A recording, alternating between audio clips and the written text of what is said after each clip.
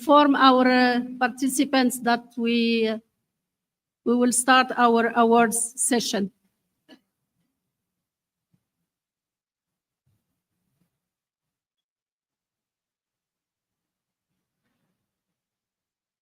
السلام عليكم ورحمة الله تعالى وبركاته. بسم الله الرحمن الرحيم والصلاة والسلام على أشرف المرسلين. Your Excellency, the President of INAP Mexico, Honorable Madam President of IASIA, dear Director General of IAS, dear Professor Lisa, our Vice President for Program, Excellencies, ladies and gentlemen, dear participants, welcome to our award session. And based on our program, we will proceed award by award. And allow me to just inform you that it's one of the best segments in our program because it shows our commitment for rewarding and celebrating those who have served our association, our community, and our members. So the first award will be for Donald C. Stone Award 2025. And about this award, it honors the legacy of Donald C. Stone, a founding member of IASIA, and recognized exceptional contribution to our organization and community. And the recipient of this award is my sister, Professor Pregala Pillay. We name her Professor Solos. She's from South Africa. And we will listen to her. Unfortunately, she cannot make it and be in person in Mexico, but she sent her video message. So please, Cesar, if you're ready, we put on the screen the video message from Professor Solos.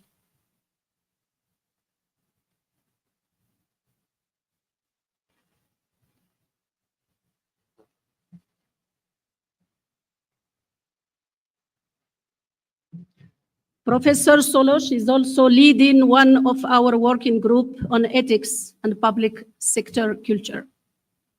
So when you're ready, Cesar, please.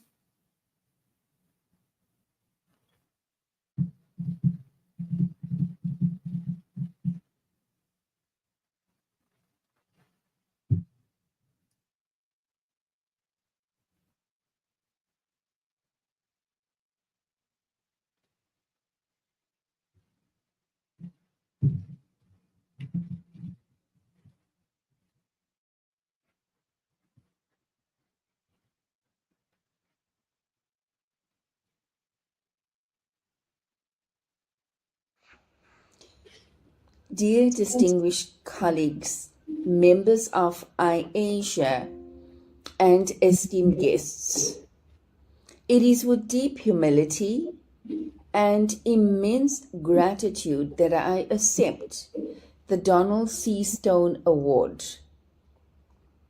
To be recognized by IASIA, a global community committed to the excellence in public administration, is both an honor and a profound affirmation of the work we do in service of society.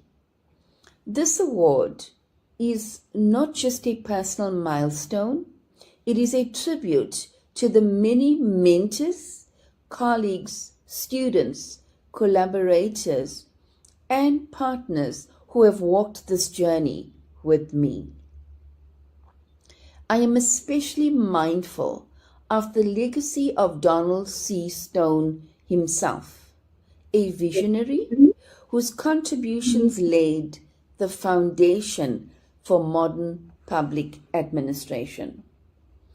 To receive an award bearing his name is to be reminded of the enduring power of scholarship, leadership, and service.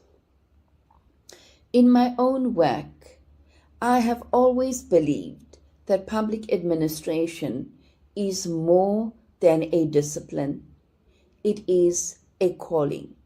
It is about building institutions that are ethical, inclusive, and responsive to the needs of especially disadvantaged communities. It is about nurturing future leaders who will carry forward the values of ethics, integrity, accountability, and compassion. I would like to thank IASIA not only for this recognition, but for the platform it provides to scholars and practitioners across the globe. Your commitment in fostering dialogue, research, and innovation across borders is what makes this community so special and vital. To my colleagues and students at Stellenbosch University, thank you for your unwavering support for the Anti-Corruption Center for Education and Research that's based in the School of Public Leadership. It has created an environment where ideas, solutions, and perspectives of corruption can be debated and critiqued. To my family, whose love and encouragement has sustained me, this award is as much yours as it is mine. And I'd like to dedicate this award to my late dad, Mr. Munsami Pele, who has emphasized the value of education in promoting the common good. As we look ahead, may we continue to work together to strengthen public institutions, empower communities, and uphold the principles of good governance.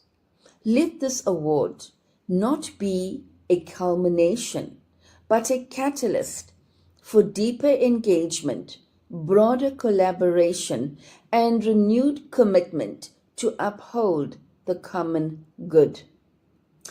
Once again, ladies and gentlemen, thank you to the President, the Board of Management, and esteemed colleagues at IASIA for this extraordinary honor. I would like to thank Professor Firoz Khan, a long-standing colleague at Stellenbosch University, for offering to accept the award on my behalf. Distinguished ladies and gentlemen, I wish you all the best. Thank you.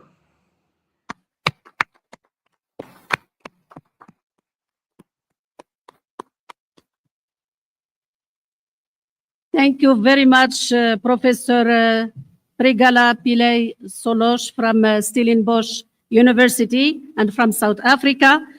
And the award will be received by Professor Firoz Khan. He's from School of Public Leadership, Stellenbosch University from South Africa. So Professor Khan, if you would like to come here to the stage, and here, please, from here or from here, same.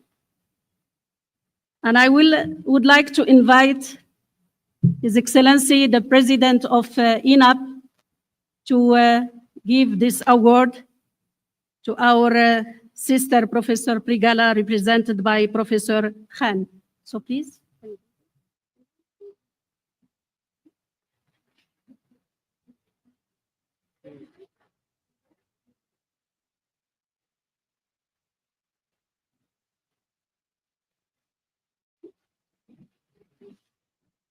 The photograph, please.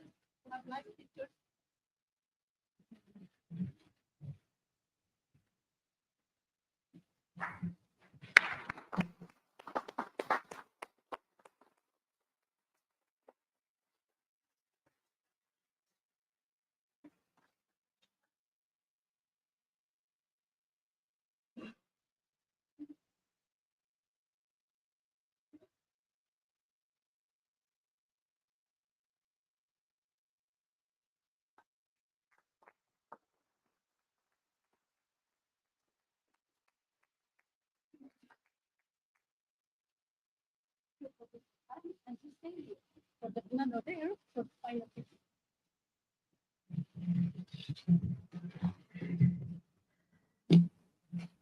Now we move to the second award, is the OP Divadi Award 2025. And this award recognizes outstanding global contributions to public administration and public policy.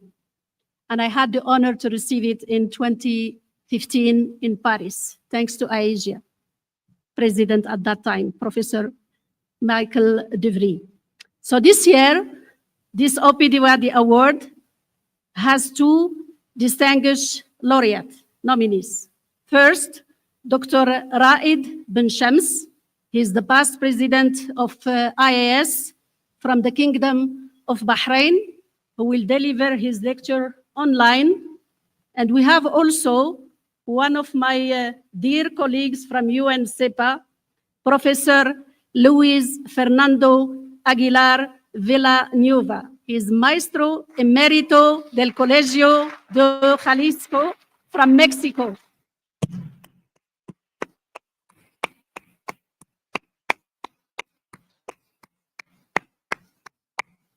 And I have a special respect for Professor Luis, because when he finished his presidency and as a chairperson of CEPA, he encouraged me to share the CEPA during 2 years. Thank you very much, Professor Luis.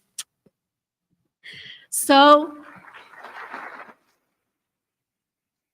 we will start with the first laureate and nominee, and he's online, Dr. Raed bin Shams. Please, we put on the screen his video message. Thank you.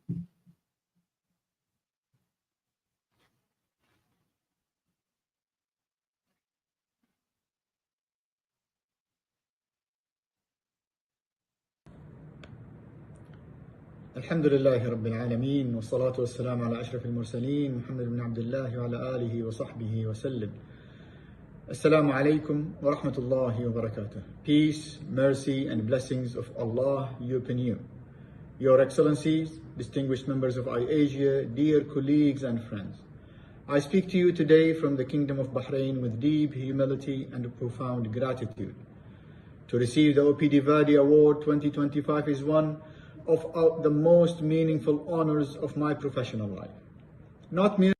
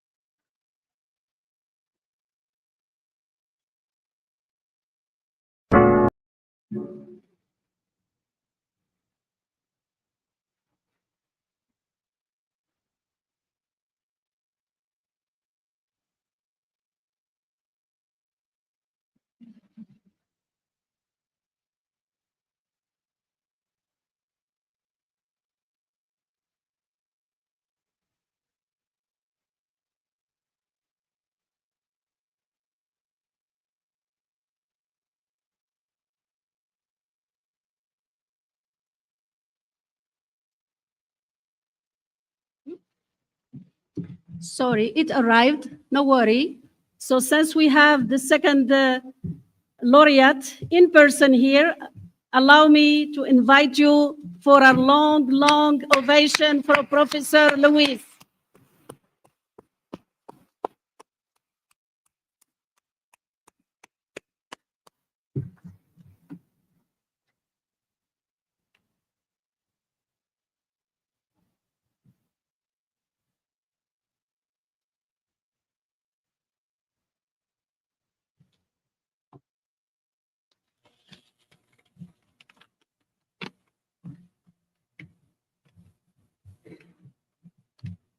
Pues, estimados colegas y estimadas colegas,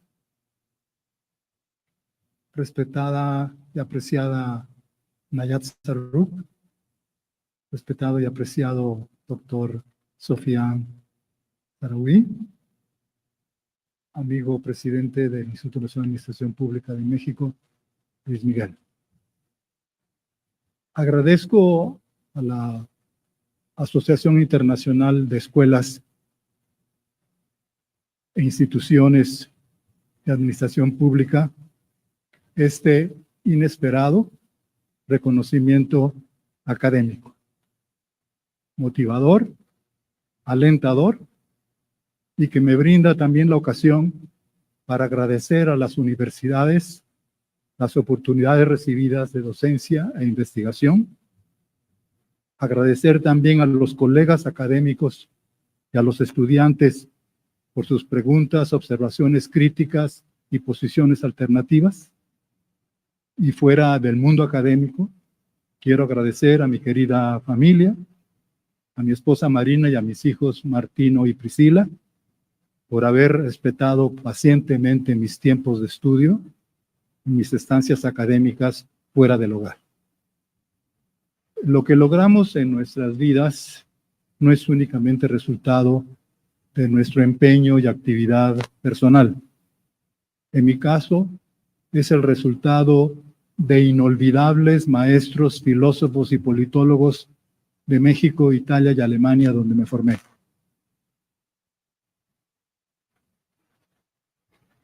También agradezco a los autores de libros importantísimos que me han inspirado y a la comunidad académica mexicana e hispanoamericana en la que me he desempeñado.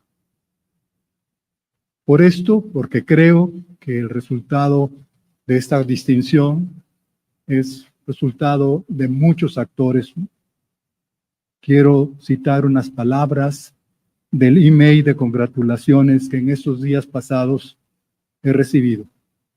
Y recibí uno de la Facultad de Derecho, Ciencias Políticas y Sociales de la Universidad Nacional de Colombia, que quiero leerles, y que decía así: este reconocimiento no solo celebra el desarrollo, este reconocimiento no solo celebra su destacada carrera individual de varias décadas, sino también enaltece el desarrollo del pensamiento crítico y la producción de conocimiento en torno a políticas públicas, gestión pública y gobernanza pública que se realiza en América Latina.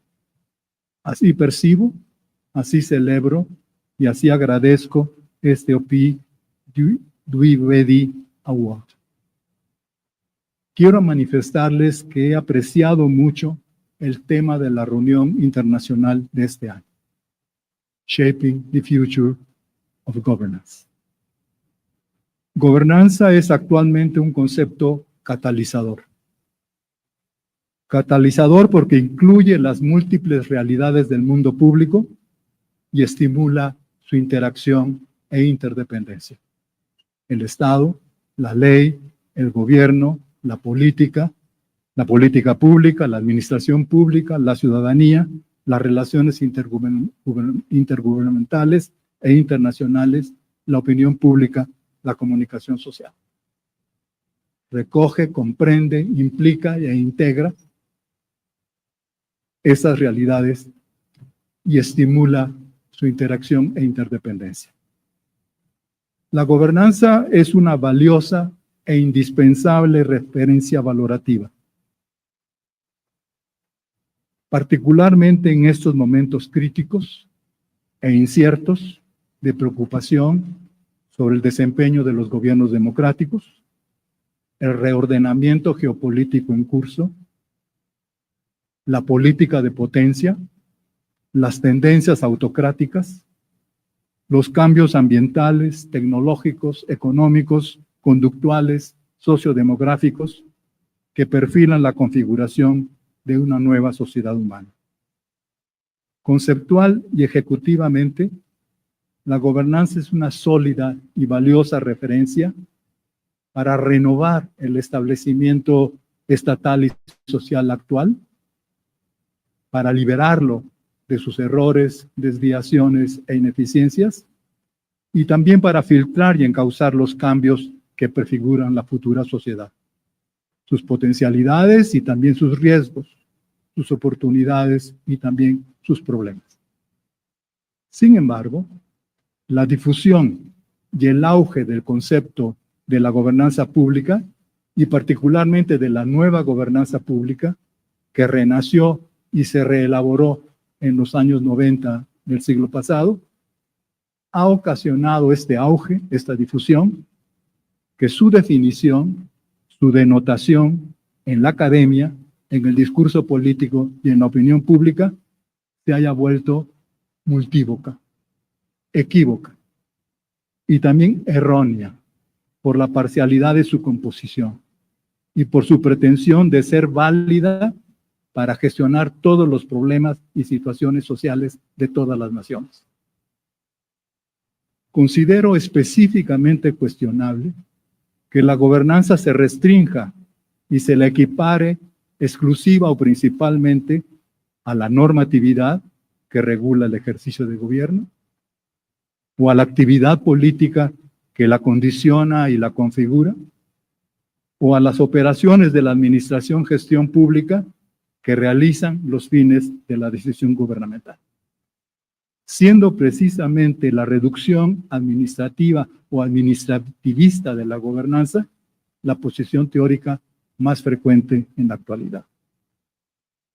Se olvida la naturaleza bidimensional de la gobernanza, su naturaleza dual, su naturaleza político-institucional que determina su legitimidad y su naturaleza científico-técnica gerencial que determina su efectividad. La actividad institucional política es la actividad sustancial de la gobernanza, pues es la que define y decide el sentido de dirección de la sociedad, decide los valores humanos a realizar, los objetivos de valía social a producir, los problemas públicos a resolver, las oportunidades a aprovechar. Por otro lado, la actividad científico-técnica gerencial es la actividad funcional, la actividad instrumental de la gobernanza, pues determina las acciones que por sus efectos y sus costos se consideran idóneas, racionales, para efectuar los objetivos, productos y situaciones sociales que el dirigente gubernamental ha decidido. En sintonía con la Asociación Internacional de Escuelas e Institutos de Administración y también con el Instituto Internacional de Ciencias Administrativas, comparto un concepto integral de la gobernanza pública. Y este concepto integral exige, acopla e integra el componente normativo legal, el componente político y el componente tecno-administrativo. Son componentes que, si se entienden y se mantienen separados, inconexos, producen decisiones gubernamentales ilegítimas o decisiones costosas e inefectivas o decisiones socialmente cuestionables e inaceptables. Y esta situación erosiona preocupantemente la valía de la democracia liberal y de la democracia social. Por este valioso reconocimiento, muchas gracias y deseo lo mejor a la asociación del instituto.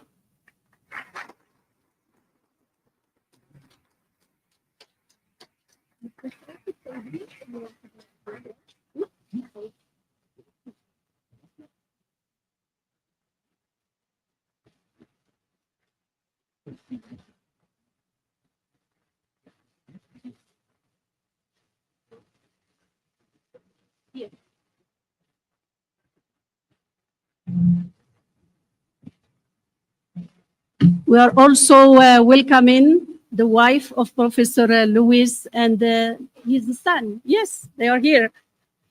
Welcome with all of us in this. Colleagues, you will allow me to give this award to Professor Luis, if you don't mind. Thank you.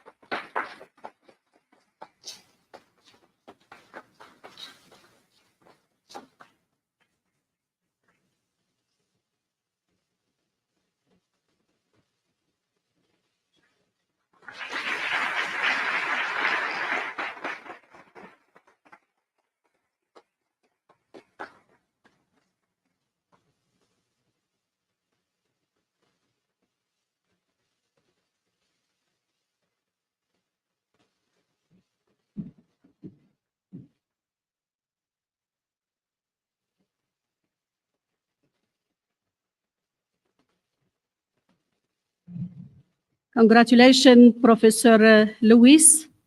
And I was said that the video message of Honorable Dr. Raed bin Shams is ready.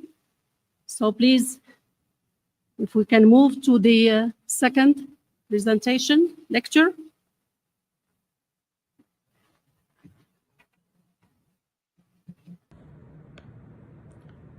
الحمد لله رب العالمين والصلاة والسلام على أشرف المرسلين محمد بن عبد الله وعلى آله وصحبه وسلم.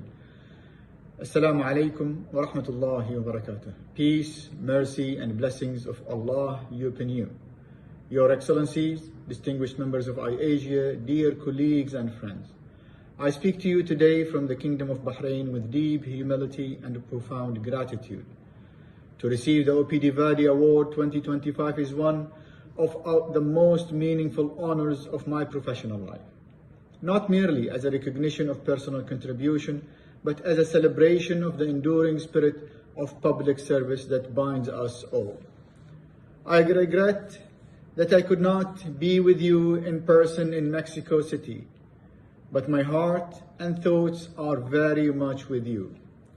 I thank the IASIA leadership, the selection committee, and every member who continues to nurture this global family of practice.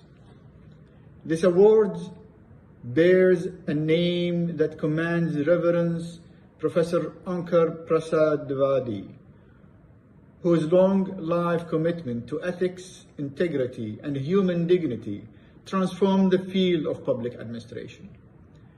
He reminded us that governance is not about control, it's about conscience. He saw institutions not as machines, but as moral organisms designed to serve, to protect, and to uplift. To be recognized in association with such a legacy is deeply humbling. It reminds me, and I believe it reminds us all, that the truest work of administration is not administrative at all. It is profoundly human.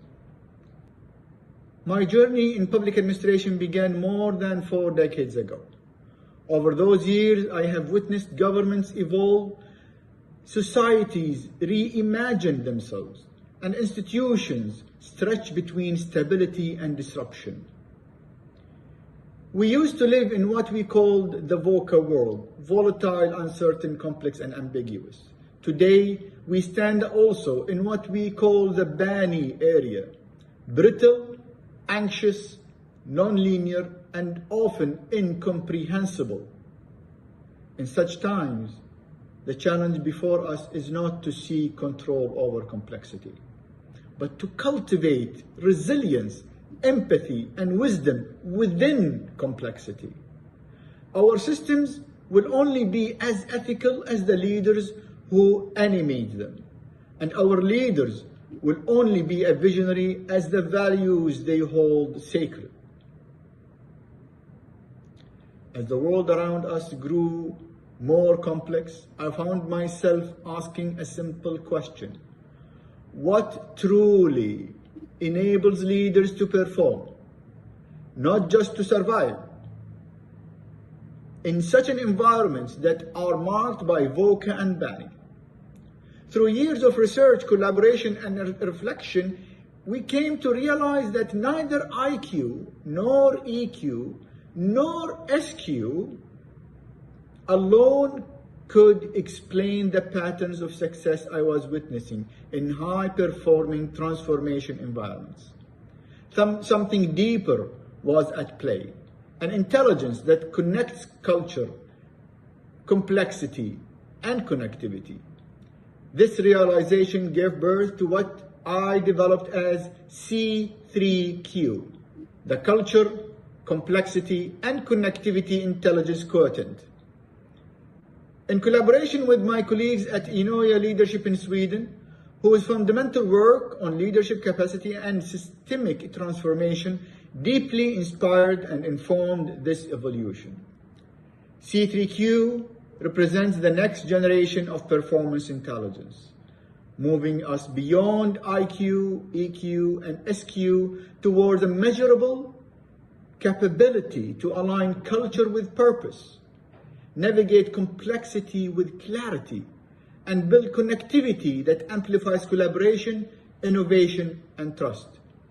In organizations and governments that have adopted this approach, we have documented measurable improvements, stronger change effectiveness, higher decision-making quality, enhanced collaboration, and notable reductions in transformation-related stress. C3Q, in essence, represents the next frontier of leadership intelligence, the ability to thrive not in spite of complexity, but because of complexity. It transformed turbulence into coherence and disruption into design. And it is my hope that this idea, born through the shared journey between Bahrain and Sweden and the whole world, between practice and philosophy, will help the next generation of public leaders build systems that are not only intelligent, but profoundly human-centered and resilient.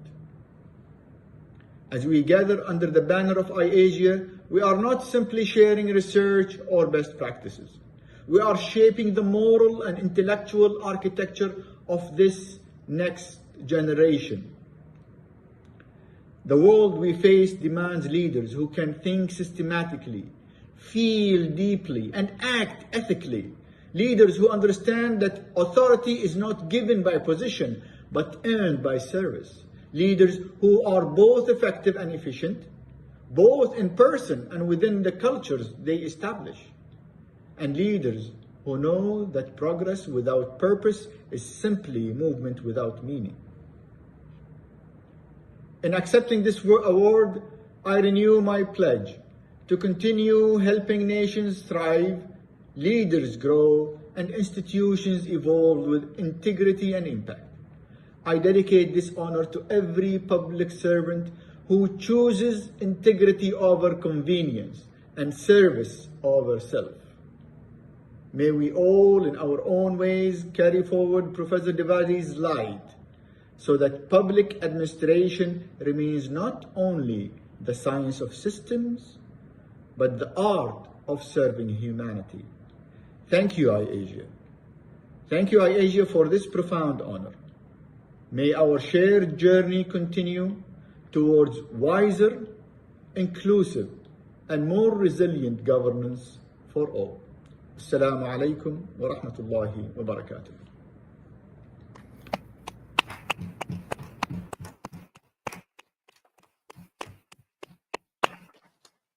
Thank you very much, Honorable Dr. Raed bin Shams, for your inspiring speech. And the award of Dr. Raed will be received on his behalf by Dr. Sufyan Sahrawi, Director General of IAS, please. And I will call and invite our new president, Professor Liesel Lewis, to deliver this award. Thank you very much.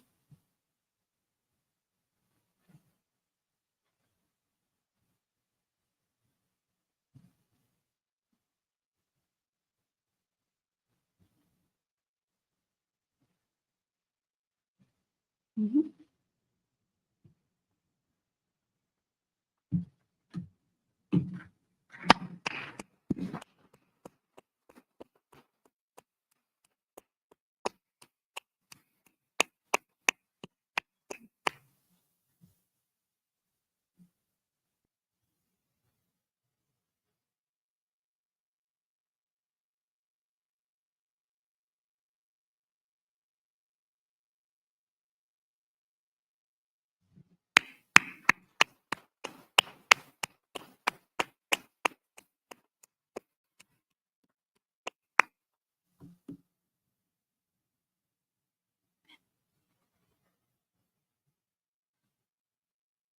So warm congratulations to both laureate and awarded Opi Diwali Award 2025.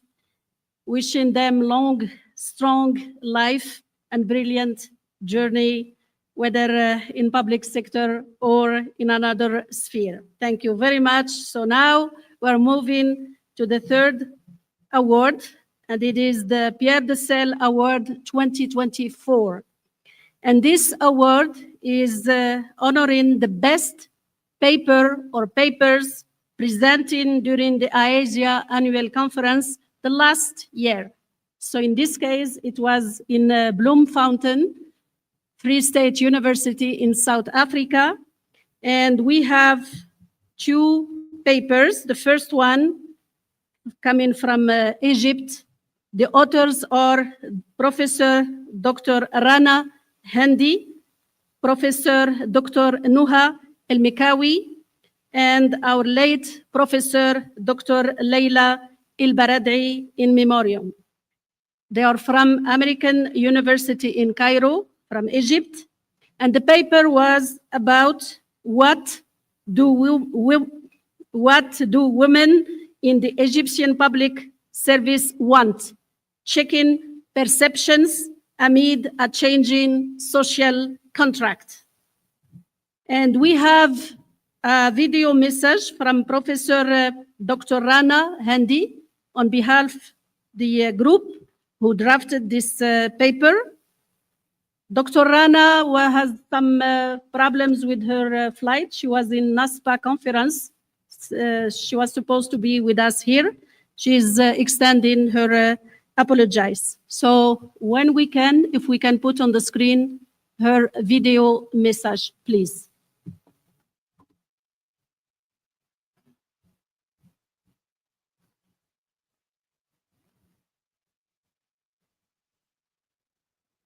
Good afternoon, everyone. It is with great gratitude and deep emotion that I received the IASIA Pierre de Selle Award for the best paper presented at the IASIA of 2024. I would like to sincerely thank the IASIA President, Dr. Najet, and the entire IASIA family for this honor and for their continued support of research that connects public administration to real-life social change. This award recognizes our co-authored paper entitled What Do Women in the Egyptian Public Service Want?, written together with my dear late Professor Leila El-Baradei, God bless her beautiful soul, and Dr. Nuha El-Mikawi, both from the American University in Cairo, Egypt.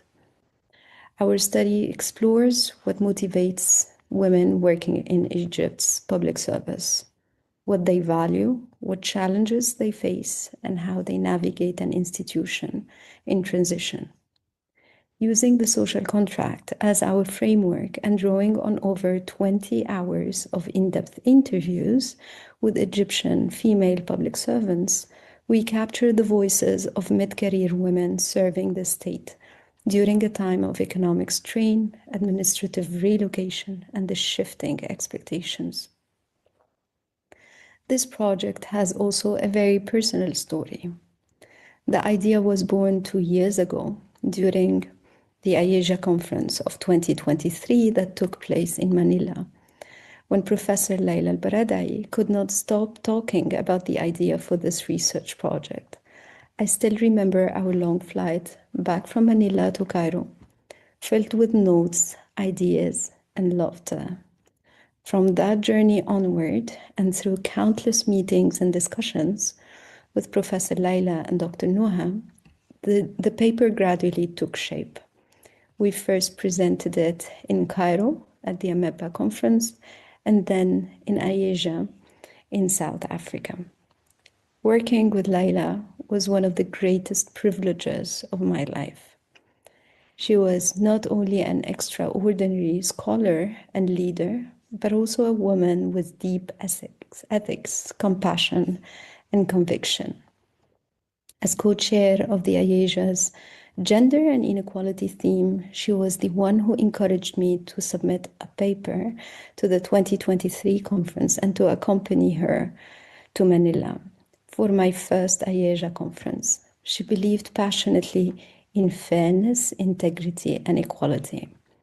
In 2024, Professor Layla Al-Baradei became the first Egyptian and the first Arab woman to receive the International Public Administration Award from ASPA. Even in that proud moment, she spoke from her heart, using her speech to denounce the massacre in Palestine and to remind us all that public administration must always stand for ethics and humanity. I consider myself profoundly lucky to have known Professor Layla and to have learned from her, and equally lucky to have worked alongside Dr. Nuha Al-Mekkawi throughout this project. Our paper is now under review in one of the top journals in the field, and I'm determined to see it published soon to honor Layla's legacy and the values she lived by. Receiving the Pierre de Selle Award is not just a professional achievement, but rather a tribute to collaboration, mentorship, and to the women who continue to serve their countries with courage and grace. I thank IASIA once again for this beautiful recognition. I dedicate this award to the memory of Professor Layla Al-Baradei. May her beautiful soul rest in eternal peace.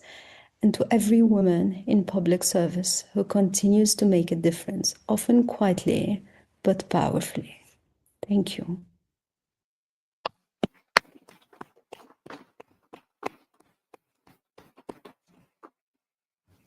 Thank you very much, Professor Dr. Rana. Warm congratulations to Dr. Rana, to Dr. Nuha, and our late sister, Dr. Layla Al-Baradei. The award, and based on Dr. Rana proposal, will be received by Professor Tamer Qarmout. He is Associate Professor from Doha Institute for Graduate Studies from Qatar. So Professor Tamer, and since I know how much Dr. Lisa was cherishing and loving Dr. Layla, I would like to invite her to give this award to Dr. Tamer, please.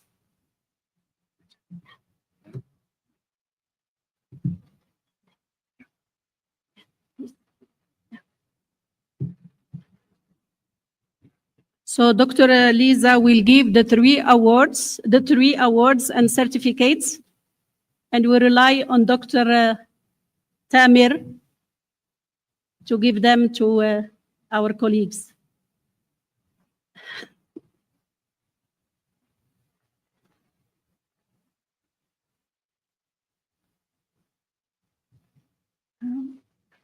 Is that? The others.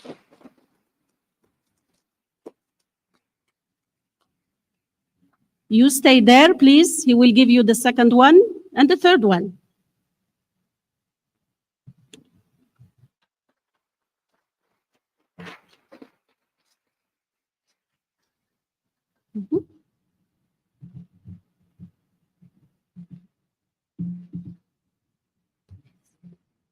The next one, please.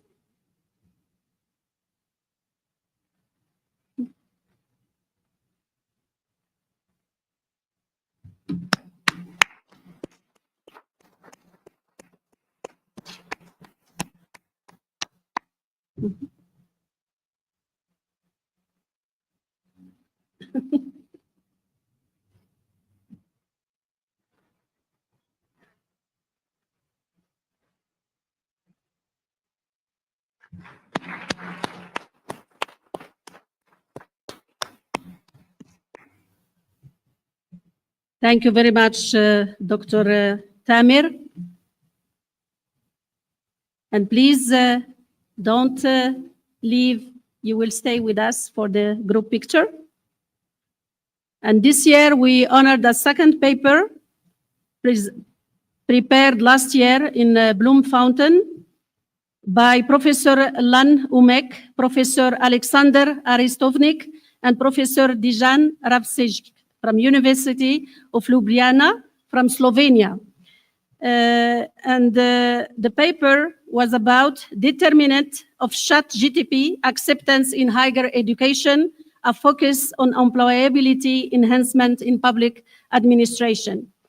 We have a live speech by Professor Lan Umek. Is Professor here? So you want to take the floor?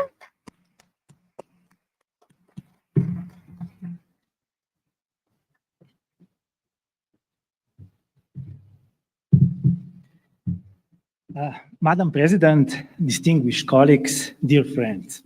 On behalf of my co-authors, Professors Dejan Rauschel and Alexander Aristovnik, I would like to express our sincere gratitude to the IASIA Board of Management and the Selection Committee for this honor. We are truly grateful. The awarded paper, Determinants of ChatGPT Acceptance in Higher Education, a focus on employability enhancement in public administration, asks a central question. How can universities ensure that students use AI not only often, but responsibly and productively?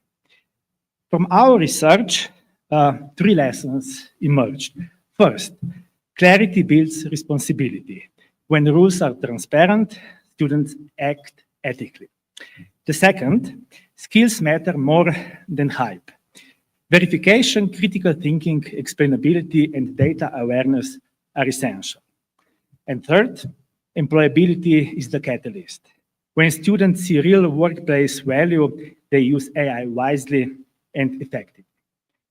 For public administration education, this means embed AI literacy across the courses, set clear assessment rules, teach attribution, privacy, and bias awareness, create real public sector practice scenarios, and most importantly, equip the teachers to confidently transfer their knowledge. This paper is only one chapter of a broader journey. It began during COVID-19 pandemic when we launched what became the largest global student survey we conducted.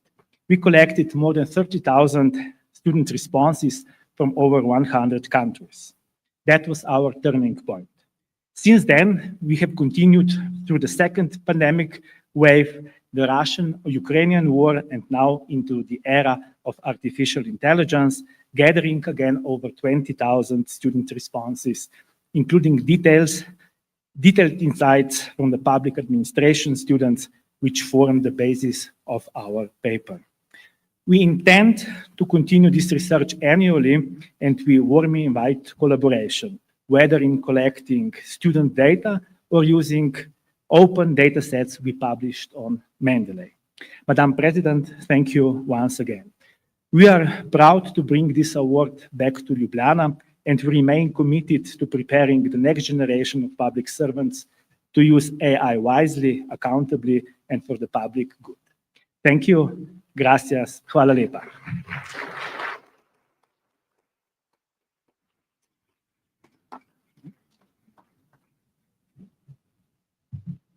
Thank you, Professor Lan. And since he is here, he will receive the award on behalf of his colleagues, 3 colleagues.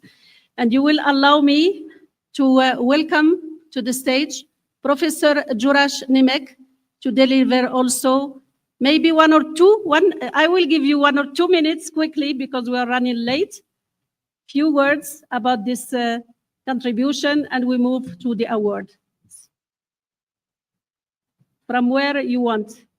Professor Jurash is the chairperson of ECAPA Accreditation Committee.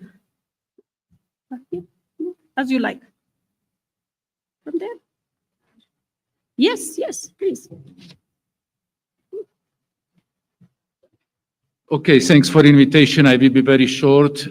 The selection committee received 10 proposals to evaluate papers, and we proposed to Board of Management 2 of them because one was qualitative, one was quantitative. It's impossible to distinguish between them. Moreover, there were other reasons why we proposed 2 papers, and congratulations to both teams. Thank you, Professor Jurash. I am also inviting Dr. Sufyan to give, because there are 3 to receive the award. If you can, you don't mind, please.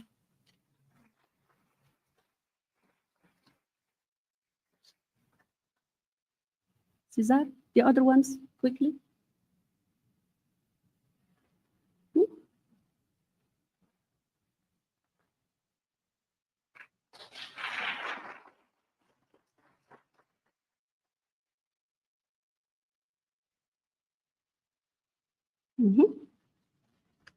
Congratulations to the 3 authors of this excellent paper.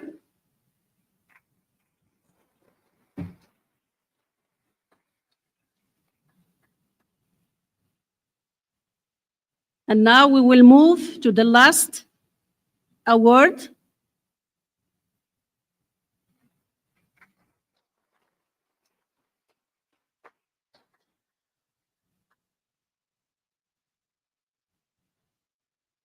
Thank you. In Asia, when we commit, we work hard, we collaborate and co-create, and we deliver. Last year, during our conference in Bloemfontein, to honor the legacy of Professor Alan Rosenbaum, we decided in our board to create a new award named Alan Rosenbaum Quality Education. And this year, this award based on a proposal from the chairperson of ACAPA Accreditation Commission and the vice president, Professor Jurash and Professor Michael De Vries.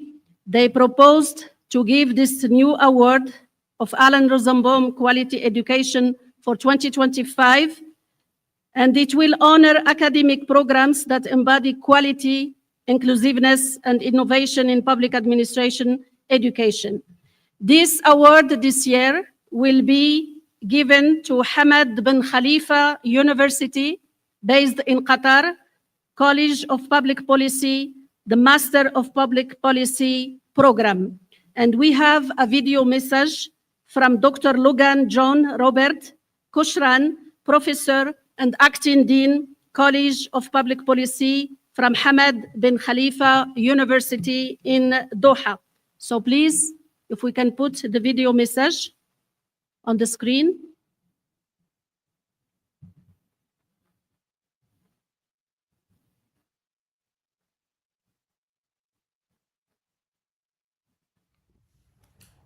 Distinguished guests, dear colleagues, members of the International Association of Schools and Institutes of Administration, and representatives of the ICAPA Accreditation Committee.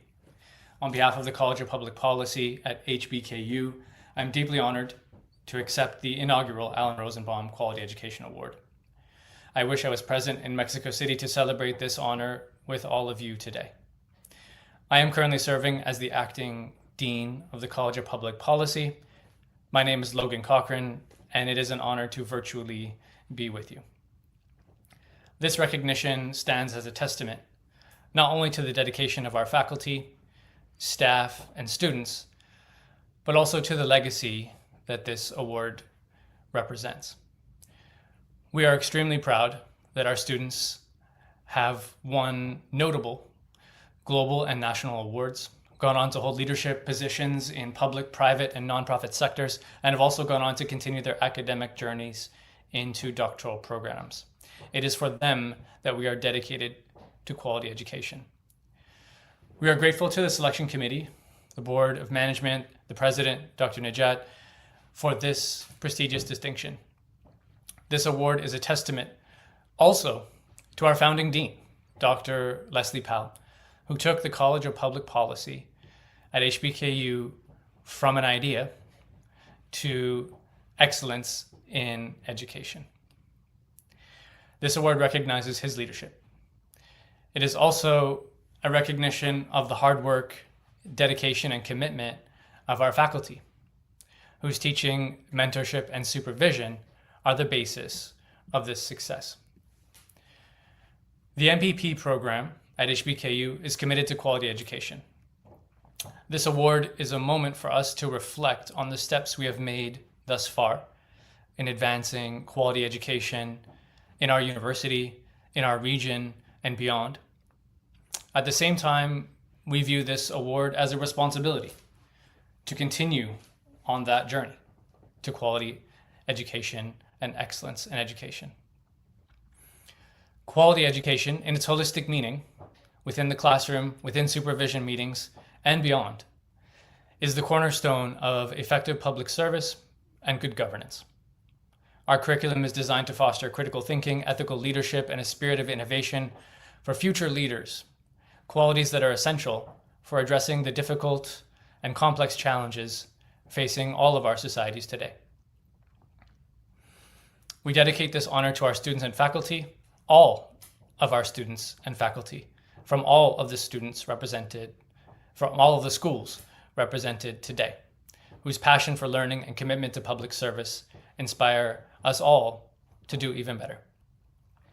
We, as the College of Public Policy at HBKU, encourage all of us to continue the work that we do every day and follow the legacy of Professor Rosenbaum in our collaborations, through our teaching, and in our everyday actions that represent the integrity of the public service we like to see. Thank you very much.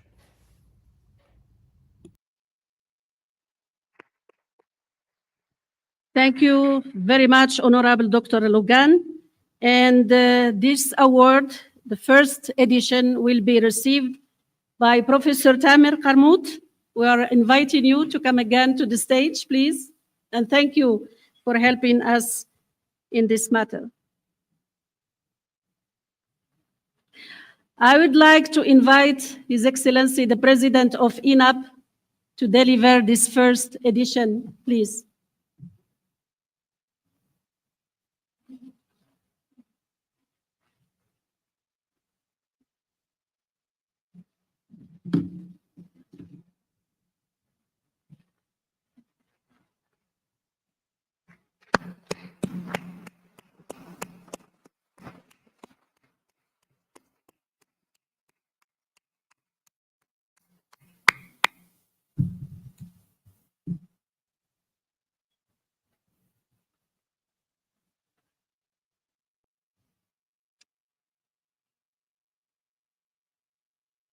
Long life to this award.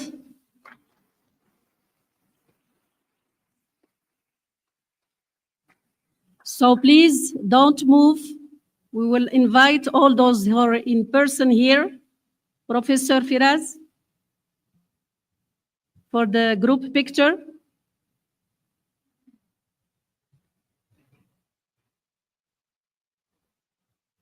No, you stay here, Your Excellency. For the group picture, Liesel. Can we join for a group picture? Lisa, Sufyan, Professor Aguilar, we would like to have you in the group picture. If it's possible.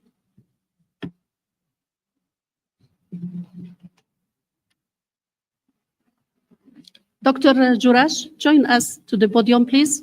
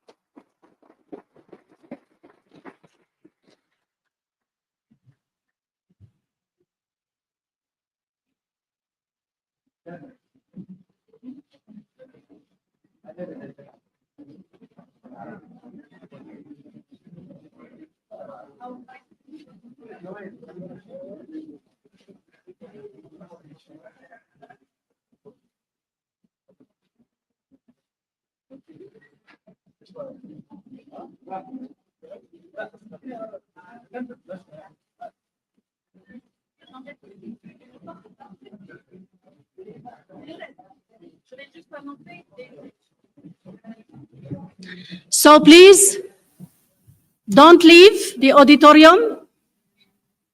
We will move immediately to the closing ceremony. And allow me, please, to give the floor to Dr. Sufyan, who will lead this final segment of our program. Thank you very much. Thank you.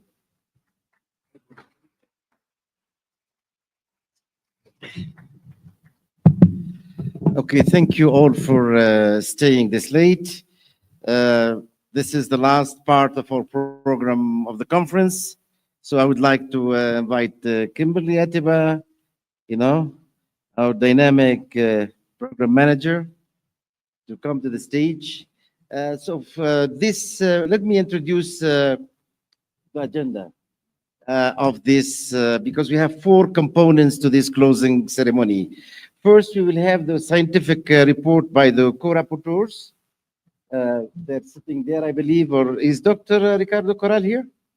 Yes, okay. So, if you can, anyways, as soon as I'm done, you can come up and make your presentation.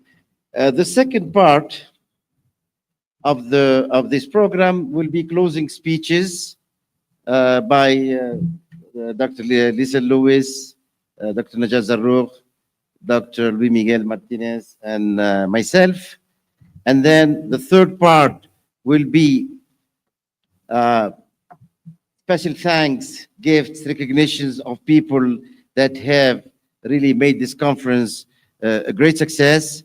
And then in the last part, we will conclude by an introduction to the next ECPA conference, which is the European Group of Public Administration Conference in Rome. And we have Professor Noemi Rossi that will do that towards the end, and then we'll obviously call it quits for the evening.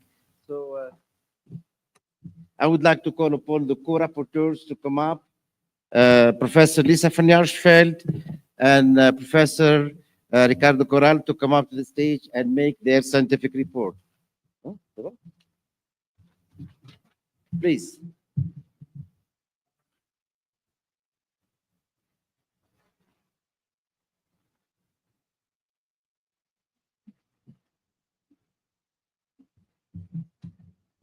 I'll start. Okay. Good afternoon, everyone. It has been 3.5 fantastic days, although for me it feels like a few minutes since we started the conference on Monday, and I was telling everyone about the exciting conference program that we planned for you during this week. And what a wonderful conference it has been, with so many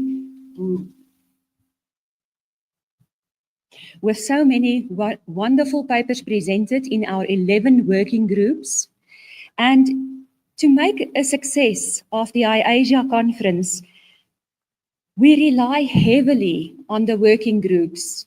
We rely on the program directors, the chairpersons of the working groups, because they offer up their time, their passion for public administration and governance. They write call for papers, they review abstracts, and they listen to all the presentations and give feedback and fill in reports. And we are extremely thankful for all the hard work that they do for us. Now, apart from the working groups that we have, for this conference, we also had a number of exciting additions to the conference program that people indicated that they truly enjoyed and that added value to their experience at the conference. One of them where we received a lot of fantastic feedback was on the PhD seminar that students really enjoyed and found extremely valuable. We had a very vibrant host country panel, and I hope you were there to experience the discussions and the debates. We also had a very, very successful kick-off session for our new working group on artificial intelligence, emerging technology, and cyber security.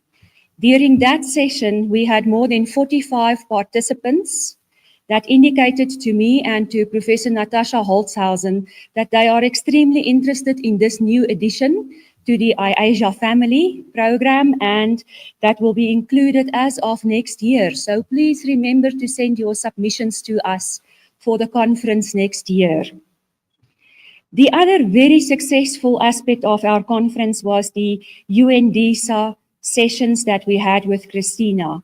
And this added a lot of value in terms of the Sustainable Development Goals, but also the new IASIA standards of excellence that we are extremely proud of.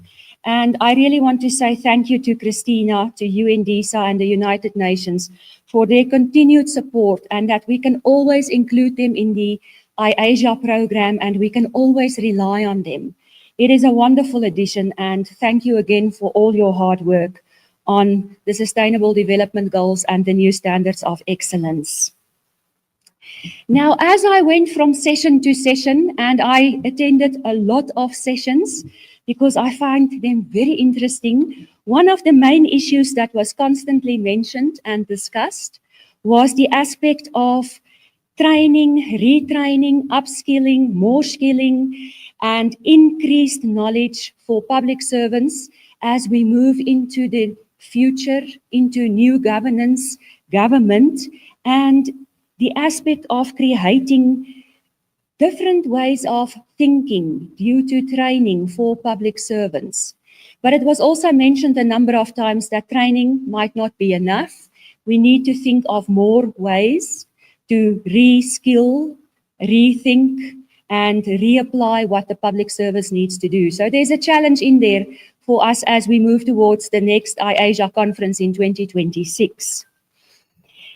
Then I also want to say, as this is my last conference as the Vice President for the program, I had an amazing time and opportunity to work with INAP. The colleagues was fantastic.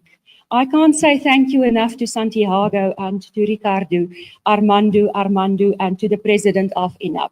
They were like family, and we spent a lot of time together, so we really know each other very well. And it was a true honor to work with you and to be a part of this conference and to put this program in place.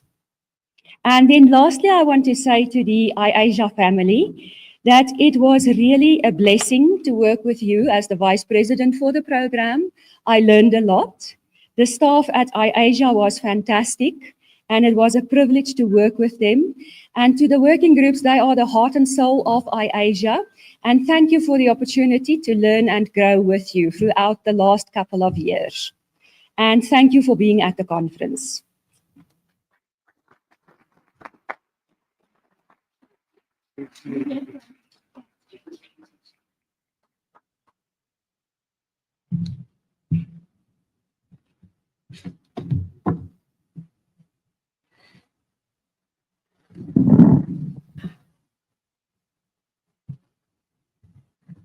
Hello, good afternoon. First of all, I would like to thank for the opportunity to address this audience again in this closing ceremony. My first, I would say, I want really to thank Dr. Luis Miguel Martinez Ansúrez for giving me the opportunity to work with IASIA as a reporter in this conference, and obviously for all the team, and Lisa for her guidance and support throughout all this process. So thank you very much, Dr. Martinez Ansúrez, thank you very much, Lisa, for your support and help. Well, I prepared just a brief message to you for this closing ceremony. We've gathered at this annual conference at a truly crucial moment, a moment when disruptive change converges with multiple crises that are testing our very foundations of the traditional models of governance and public administration. The challenges we face expose our limitations and compel us to innovate, to search for new paradigms, for we to meet the realities of our time. Across experiences shared in this forum, we have confirmed that institutional reforms, while remaining important, they are not enough. Legalistic and managerial models must be reconsidered if they are to remain relevant and effective for the tasks of government. To shape the future of governance, we have framed our discussions around three key pillars: mindsets, capabilities, and knowledge, skills and knowledge. These pillars remind us that people are and must remain at the center of the transformation we seek. Governance, after all, is about improving lives and the well-being of societies and the societies we belong to. Throughout our deliberations in this conference, one idea stands out. We need to strive for a human-centered approach, both within government and beyond government, one that enhances not only public servants, but also citizens. If it is striking that in this area of intensive use of technology, the true core of transformation lies and remains not in the machines we create, not in the technology, but in the individuals, in the human values, relationships, cooperation, abilities, skills, purpose. We also recognize that there are no universal formulas for reform. Every context demands its own strategy, its own solutions, rooted in specific conditions and realities. This is even true for the use of technology. We've witnessed enthusiastic cases, exit and successes about the use of technology. But even there, we must be cautious. Technology brings the promise, but also risks, such as the paradox of digital overload that we listened to in this conference, where technological tools become overly complex and poorly applied, creating sometimes frustration, alienation, and the new procedure and burdens for the society. So that means basically, technology offers big opportunities for improvement, but also some risks, and we have to be cautious in its application. This conference has made one thing clear: the future of governance is not a straight path forward for modernization. It is a continuous and dynamic journey, a constant effort to build governance that is adaptive, resilient, and above all, legitimate. Moreover, we have envisioned that the future of governance must be ideal, grounded in inclusion, diversity, equity, adaptability, and in this commitment to leave no one behind. This is paraphrasing Dr. Najat. This vision provides an ethical and epistemological compass through which we must evaluate every reform, every policy, strategy, instrument, and technology we use. Our pursuit is not only for efficiency, but inclusion, legitimacy, accountability, and cooperation, both within and among societies. When we speak of transforming mindsets, the evidence tells us that we must move beyond transactional leadership toward ethical and adaptive leadership. We must cultivate a culture of integrity with clear accountability protocols and robust protection for those who speak up. When we speak of expanding knowledge, we reaffirm that structural changes requires polycentric models of government, strong mechanisms for cooperation and knowledge sharing, and the development of what we might call a relational public administration. In sum, the proposals emerging from this conference point towards a single conclusion: the transformations ahead must be deep, structural, and sustained. And yet, many questions emerged during this conference as well. How can we strengthen human capital when public service itself is being eroded by declining meritocratic systems and insecurity in jobs? How can we break free from the paradox that strong institutions require capable people, but capable people to be transformed requires strong institutions? So which one goes first? Strong institutions, people. How can we finance the profound reforms we need to transform mindsets, skills, and knowledge when the resources are shrinking, debt is rising, and global growth is slowing down? To overcome these dilemmas, we need holistic strategies, targeted actions, and innovative reforms. Reforms that not only enhance government's capacities to generate resources, improve efficiency, and rebuild trust, but also to establish political frameworks that protect the public service, that preserve meritocracies, and promote professionalization and human potential. Ultimately, the future of governments is a mission of structural resilience, built on an irrefutable truth.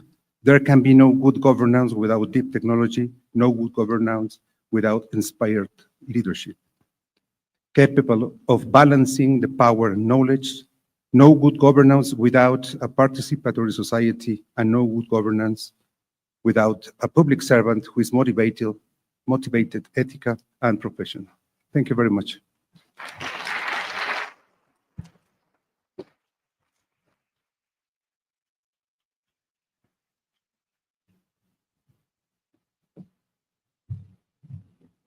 Thank you so much, Dr. Ricardo Corral. You can take a seat right next to, to Sofiane.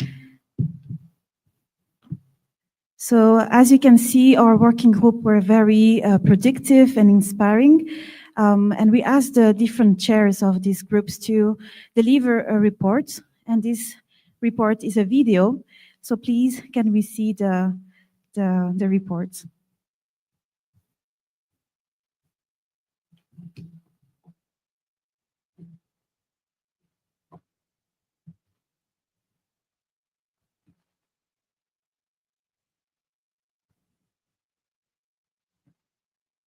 Good morning, everyone. I am honored to serve as co-chair of the working group number 3 about ethics and culture in the public sector, alongside with my two colleagues, Dr. and Professor Pile Solos and Dr. John-Marie Kauzia. Both of them are from Stellenbosch University from South Africa. We have the chance to have organized 3 sessions, and among 11 contributions, we had 7 presentations coming from South Africa, from China, and from Peru. The main themes discussed were about ethical governance and public trust in the context of artificial intelligence adoption and the digital transformation, the integration of cultural and technological dimension in modern governance, and balancing innovation and ethics in public sector digitalization, transformative leadership and ethical decision making in the artificial intelligence era. Comparative perspective on transparency and access to public information, and it was a sort of benchmark among 4 countries in Latin America, whistleblowing protection and the ethical culture of public institutions.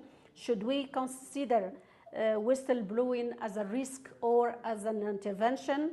The role of culture and values in shaping trust and transparency, global city governance, and the soft power of ethics and culture based on the example of the city of Shanghai.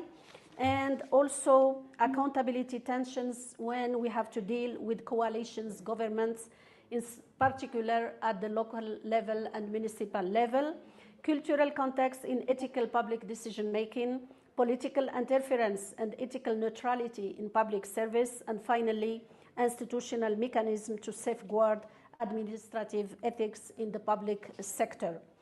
The takeaways from this working group and session, first, is building ethical frameworks is essential and crucial to maintain public trust as artificial intelligence is impacting deeply governance and public sector and public administration. Technology should enhance, not replace, human ethical reasoning in public institutions. Cultural awareness rising strengthens the ethical legitimacy of digital transformation initiative.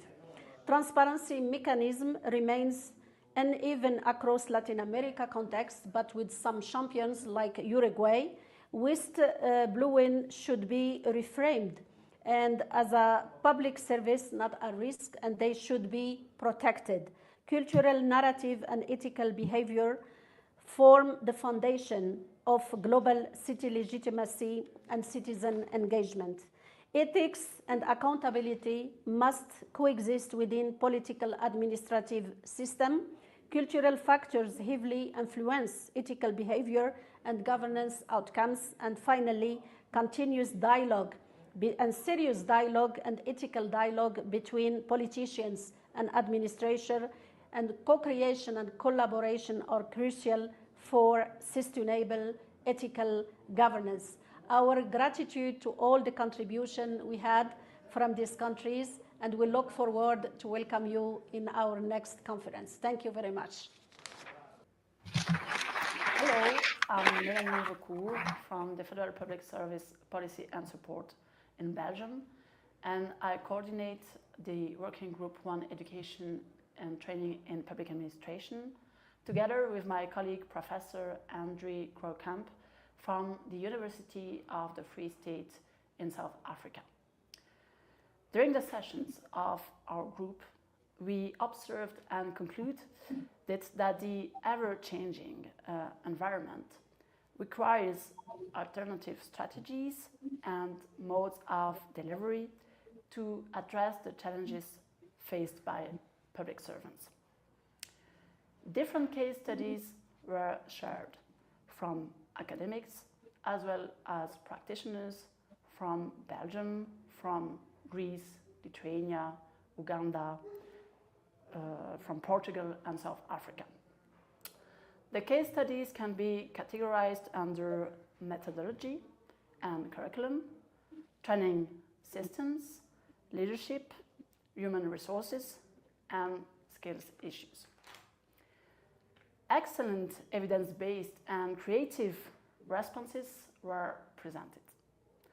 We highlighted the importance of evidence-based needs analysis and training evaluation at different levels. The use of AI in higher education and its regulatory frameworks, the demand of new competencies such as adaptive leadership, digital fluency, cross-sector collaboration, the imperative to safeguard evidence-based approaches in public administration education amid rising populism. The strategic role of universities in driving public sector capacity building and the need to ensure safe and inclusive work environments, supportive trauma-informed training programs. Various invitations to share and partake in collaborative research were extended.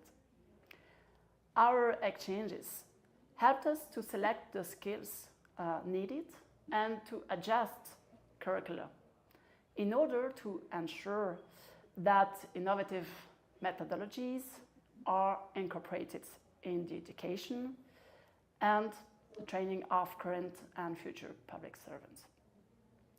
This way, we can perform in a more effective and efficient way. Thank you. Working Group 6, Public Sector Governance, Leadership and Management, was chaired by Professor Juraj Nimek from Maastricht University, as well as Professor Lisa Lewis from the University of the Free State, South Africa. 4 papers were delivered. The first paper explored the role of trust in facilitating inclusivity and collaboration during the redesign of public universities' organizational structures. Particular attention was paid to mechanisms of trust repair in situations where breakdowns have occurred. The aim of the study was to unpack the dimensions of trust, as the study employed trust as a conceptual lens to assess leadership practices and institutional change in higher education. Trust was then evaluated in a case study of the South African Public University. A second paper examined green public procurement in Slovakia. Policies versus practices. Despite strong policy frameworks, Slovakia's GPP implementation lags behind targets. The study identified a risk-adverse bureaucratic culture and control systems inefficiencies and key barriers preventing effective translation to GPP policies into procurement practices. For many countries, the solution would be to stop understanding public procurement as an administrative compliance-based process, but as a managerial task. A paper on assessing the performance of Peru's education system from a governance perspective examined how governance structures influence education efficiency across Peru's public bodies responsible for local education management. Different models were used to compare the efficiency of these units using 3 inputs: planning conditions, human resources, and accountability mechanisms, and 2 outputs: student achievements and educational progress. The paper suggests that policymakers ought to be more attentive and refine their strategies when attempting to improve educational performance. Efficiency gains do not immediately happen, but increasing the resources available, and such as staff training, are subject to variances from heterogeneous environmental conditions. The final paper on the complexities facing the implementation of democratic and political governance in the Democratic Republic of the Congo explored the DRC's challenging journey towards democracy since independence, highlighting progress, persistent governance setbacks, and structural barriers hindering sustainable political stability and development. Good afternoon, everyone. I'm Dr. Marco de la Cruz. I'm from Working Group for Subnational Governance and Development, and I have the pleasure of co-chairing our working group with Dr. Cristina Rodriguez Acosta and Dr. Amitava Basu. For this Asia Conference 2025 in Mexico, our group actually brings 8 papers from 4 countries: South Africa, we have Chile, Norway, and also China. And we've covered many topics, including intermunicipality cooperation, political determinants of municipal funding as well, and AI-enabled social governance, among others as well. So this is the day 3, if I'm not mistaken, for such an intensive road that we had. And I think we have some topics that are locally grounded and also sharing as well. So together, I think we're building in this working group unique and specifically practice-informed content and expertise. And this is, to me, is interesting of our working group. So I thank all the presenters and also discussants, and we hope that we can keep it concrete, actionable, competitive, and we hope to see it again in the next IHA conference. Working Group 8 on Public Human Resource Management was critical to this year's conference theme by focusing on changing mindsets, new thinking, and new ways of working with public servants in the public service. In many instances, this working group discussed evidence-based public human resource management, since it is critical to the success of the public service. The aspect of ensuring a return on investment after training has been provided by public service human resource departments is an aspect that was discussed in depth, since it is critical to ensure that the public service is provided with the best possible skills to ensure the success of the public service. Going into the future, while focusing on governance, it is important to ensure that public human resource management departments are faced with the responsibility and challenges to ensure success for all. Dear colleagues and fellow scholars, we are the working group 7 on public policy, decision making, and policy implementation. And I will have to introduce you to my co-chair, Harla from South Africa. And it's my great privilege to introduce you to the Greek goddess, Angeliki, from Greece. Thank you very much. We are going to discuss about our all contributions, and the central message that emerged, Harland, is that effective policy actually is not a technical exercise, but a profoundly social and ethical one. What do you think about that? I think when we talk about policy, we're really talking about people, and people are different, people are difficult sometimes, and there are various variables when it gets to public policy implementation. It's not a linear process. There are various factors that contribute to making a policy effective or not effective. I completely agree with you, because several papers reminded us that governance must acknowledge and work with real-life contexts, including informed systems of organization and community-based practices that operate beyond bureaucratic cultures. I think in all of that, it's important that we also focus on leadership, and that also came out as that leadership that not only sits in government, but also community leadership, and that we have definitely entered this terrain of co-creating of public value. I think that is where we are, and that came out. If we look at the examples that were shared, what is happening in China, what is happening in Bulgaria, it's all about the role of leadership, not only in government, but in all of society. I cannot less agree with you less, because we see a growing understanding that public attitudes and citizen preferences are integral to policy success. Implementation cannot be detached from the people, exactly as like you said. It seeks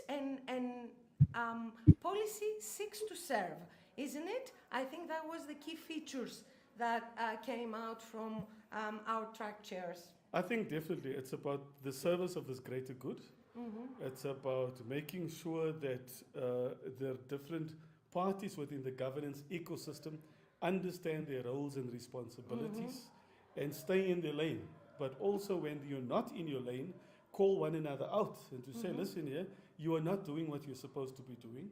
And how do we then bring you back on track? Mm-hmm. I think that is, for me, that is the essence of governance. It's a behavioral framework, and it is people at the center of that behavioral mm-hmm. framework. I agree with you, and there is also a strong focus on sustainability and environmental governance, like our friends from China, pointed out with examples, and they showed that ecological responsibility and economic development need not be in conflict. Innovative governance models can turn environmental challenges into opportunities for renewal and growth.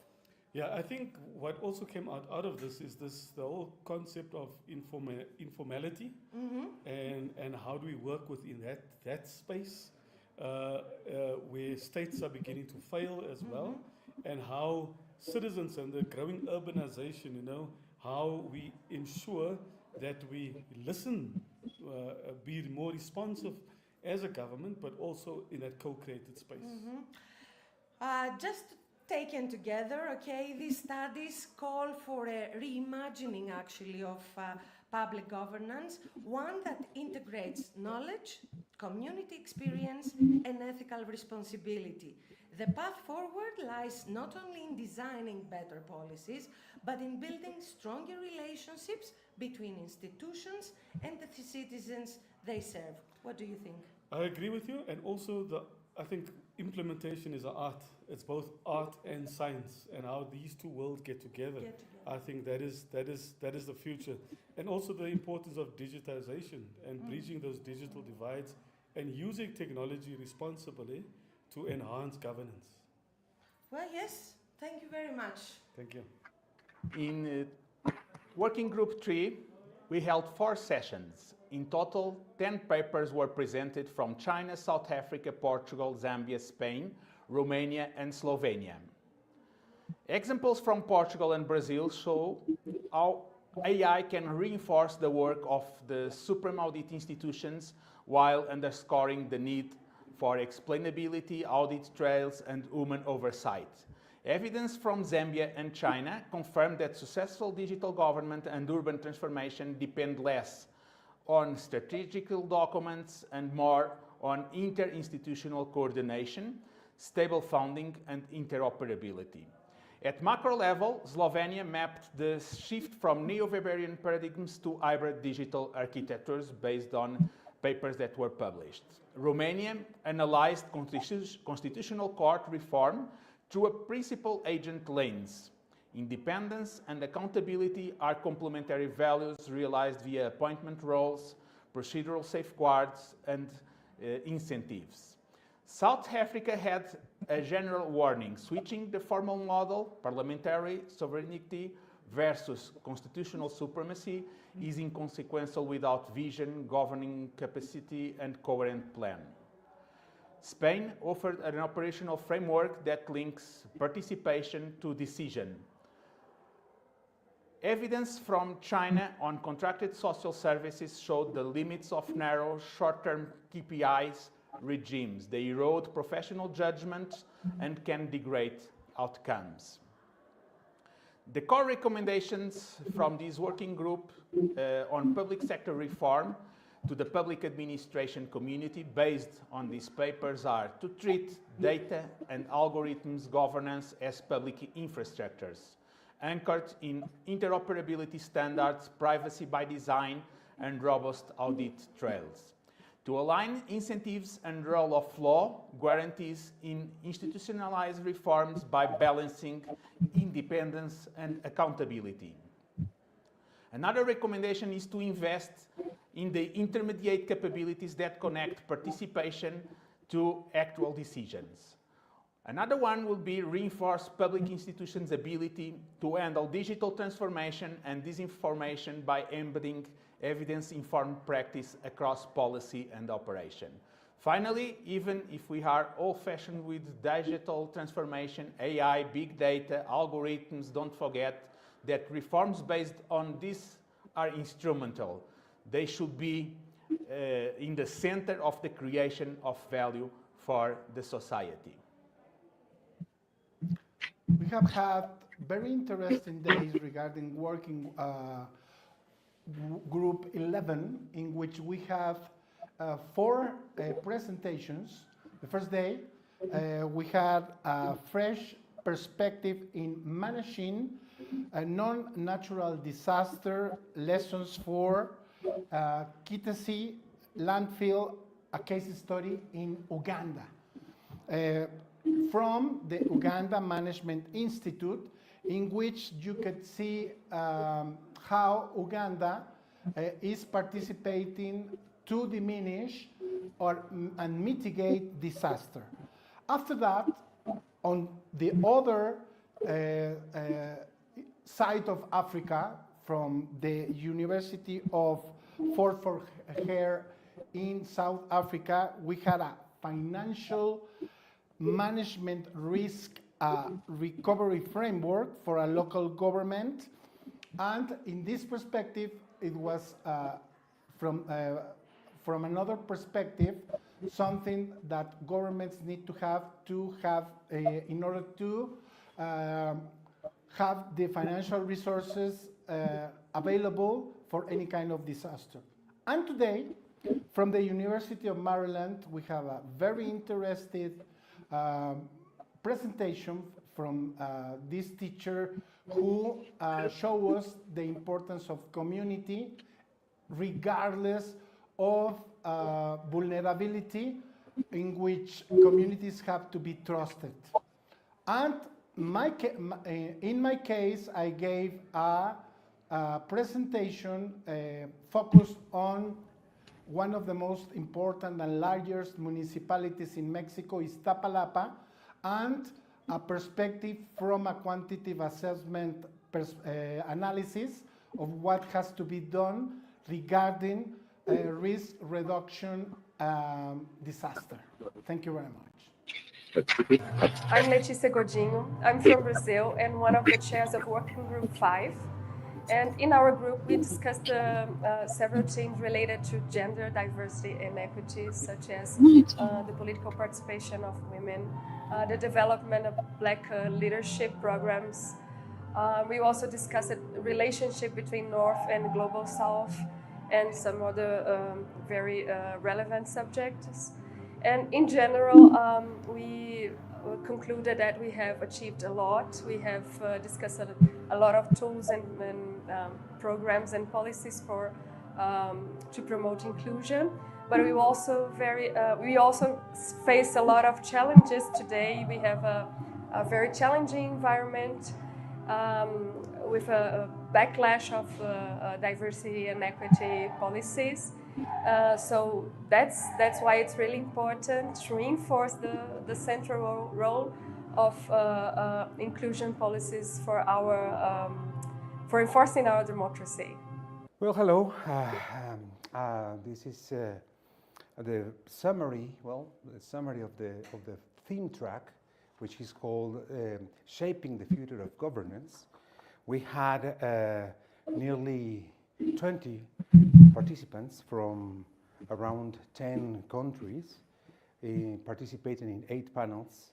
And we talked about several issues about the future of governance, including professionalization and mobility of public servants, international cooperation, transparency and the qualities that the transparency must have, theoretical perspectives on the bureaucracy, for example, and neo-Weberian perspectives, leadership, adaptive governance, data-driven decision processes and automation, NGOs and civic engagement and participative governance, multi-level coordination, finance and strategy. So what you can see is that it was a very rich discussion about several topics because the theme track is very open, very broad in terms of the topics and issues that can be, discussed around the whole topic of the conference. I think it's important to say that it was sound research presented from different perspectives, theoretical approaches. We identified successful cases, but also we reflect on some other cases where the results were not precisely what they were expected. So basically we were learning of the failures of those cases as well. And using multiple methods, the different scholars and presenters reached to, I would say, useful, insightful conclusions. I would like to emphasize something that came across the whole spread of these sessions, these 8 sessions that we have in this theme track. And that's absolutely key. When we were discussing shaping the future of governance, we are talking about mindsets, we are talking about skills, and we are talking about knowledge. Basically, we are emphasizing the importance of human capital, of human resources. And that came across all these presentations that we have in this theme track. Basically, the key aspect for the future of governance is the needs, experiences, incentives, expectations, and culture of people, of public servants, of citizens as a key aspect for the future of governance. That's maybe an important, well, I would say maybe somehow, let's say, obvious conclusion, but that's to say that in the era of technological change and so many disruptive crises and changes that we are facing, bringing back human perspectives, this anthropogenic perspective of policies, networks, and strategies, and policies, and processes, and structures brings back, I think, and that helps us to understand and better design what is needed for the future of governance. So we are looking carefully into structural conditions and capability to unleash the potential of human capital in our societies to be able to reach a new level, transformative level, adaptive level of governance for the future. I would say that's it for the theme track. Thank you very much.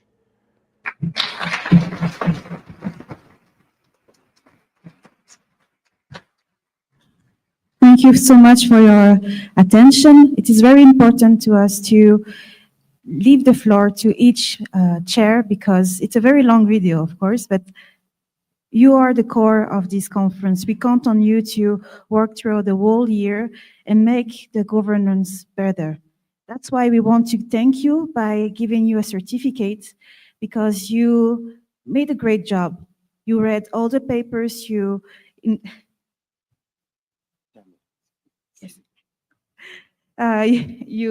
corrected these contributions, you gave advices, and you made these different groups dynamic. Last but not least, there is one working group missing, and I'm calling on stage Professor Tamer for his last speech. You have 2 minutes.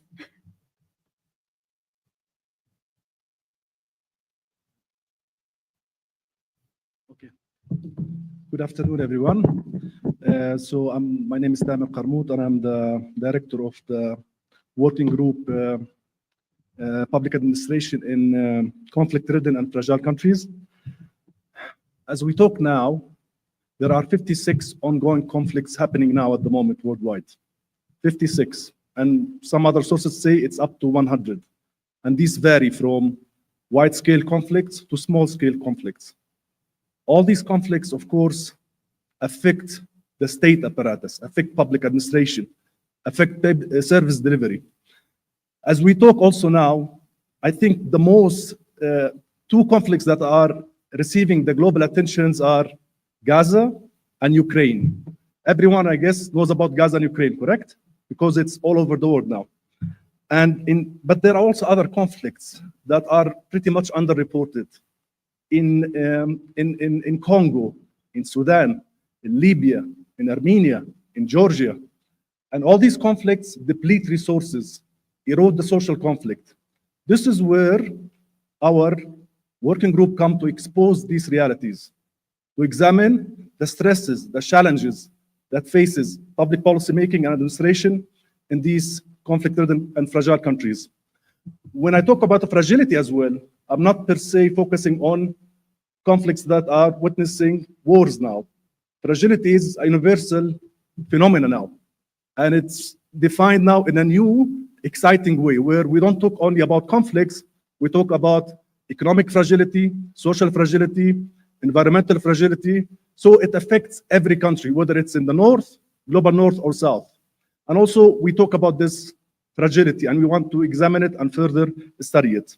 In the center of this, we want to understand what are the challenges that faces reconstruction approaches, state building approaches, who are the key actors, the role of aid of UN agencies, who are also in today's reality have been diminished.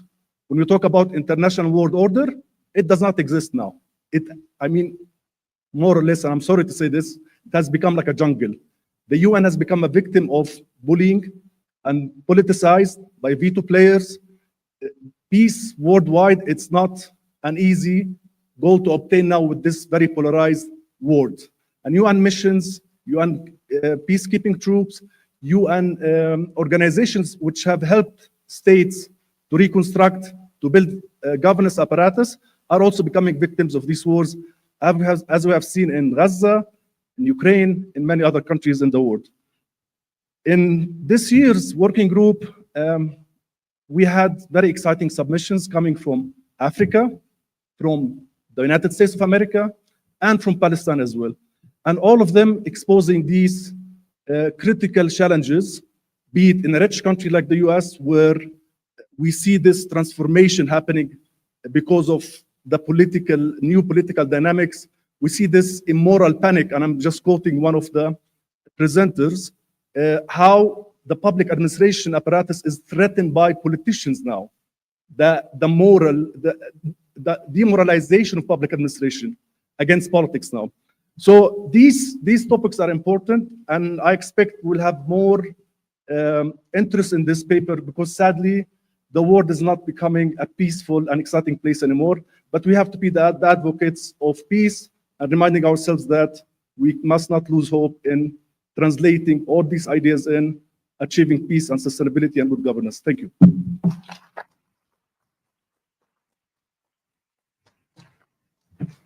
Thank you so much, Professor Tamer Karmout. You are the chair of the Working Group 10, Fragile and Conflict States. So here is your certificate. Congratulations.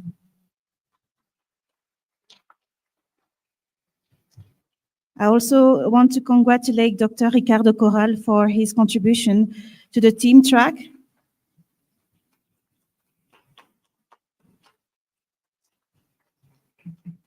Professor Lisa van Jaarsveld for also her contribution to the team track.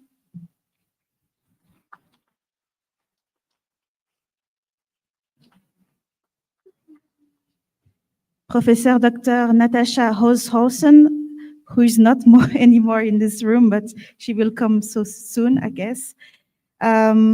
Also, Professor Santiago Flores for his contribution to the PhD seminar.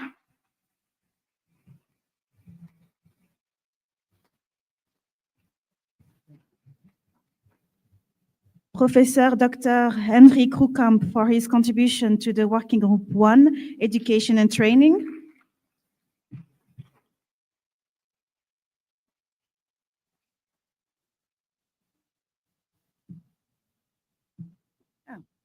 And I'm calling Natasha on stage. Thank you for your contribution to the PhD seminar.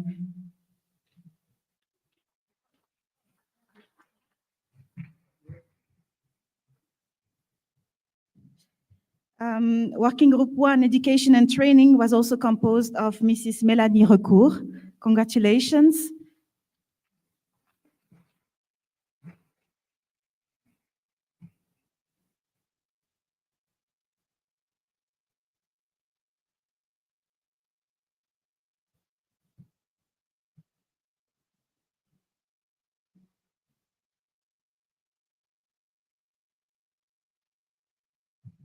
Working Group 2 was chaired by Dr. Najat Zarouk, Ethics and Culture. Congratulations.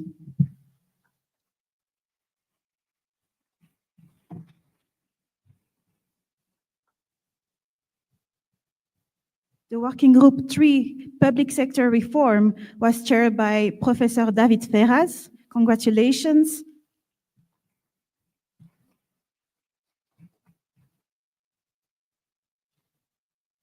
Working Group 4, Subnational Governance, was chaired by Professor Cristina Rodriguez Acosta. Congratulations.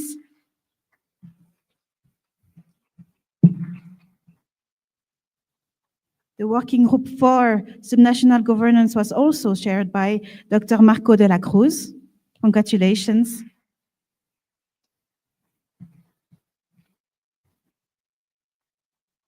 The Working Group 5, Gender, Diversity and Equity, was chaired by Dr. Letizia Godinho.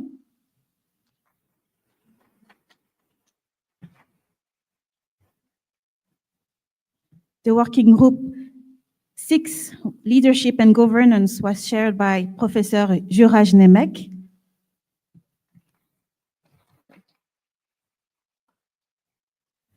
Working Group 7, Leadership and Governance, was also chaired by Professor Liesel Luis.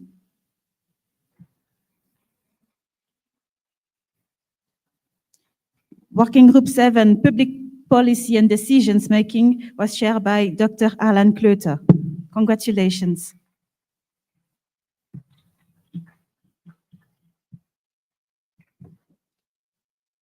Working Group 7, as you could see in the video, was also a gender-balanced group, chairs also by Dr. Angeliki Bourboupil. Congratulations. Working Group 8, Human Resource Management, was also composed of Professor Lisa van Jaarsveld. Congratulations.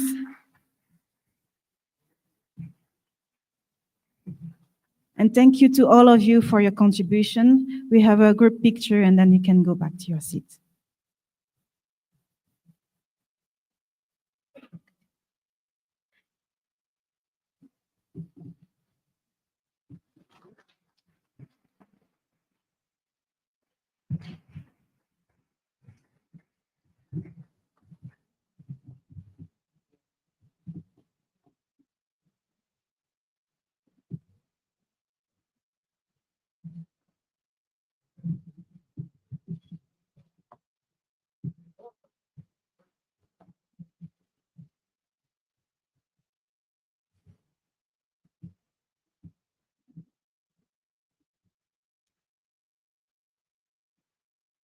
The second part of the ceremony is the closing speeches of the different instances of this international conference. Dr. Sofiane Sahawi, Professor Lisa Lewis, Dr. Najat Zarrouk, and Dr. Luis Miguel Martinez Anzures are going to give you speeches and inspiring words for the future. Thank you.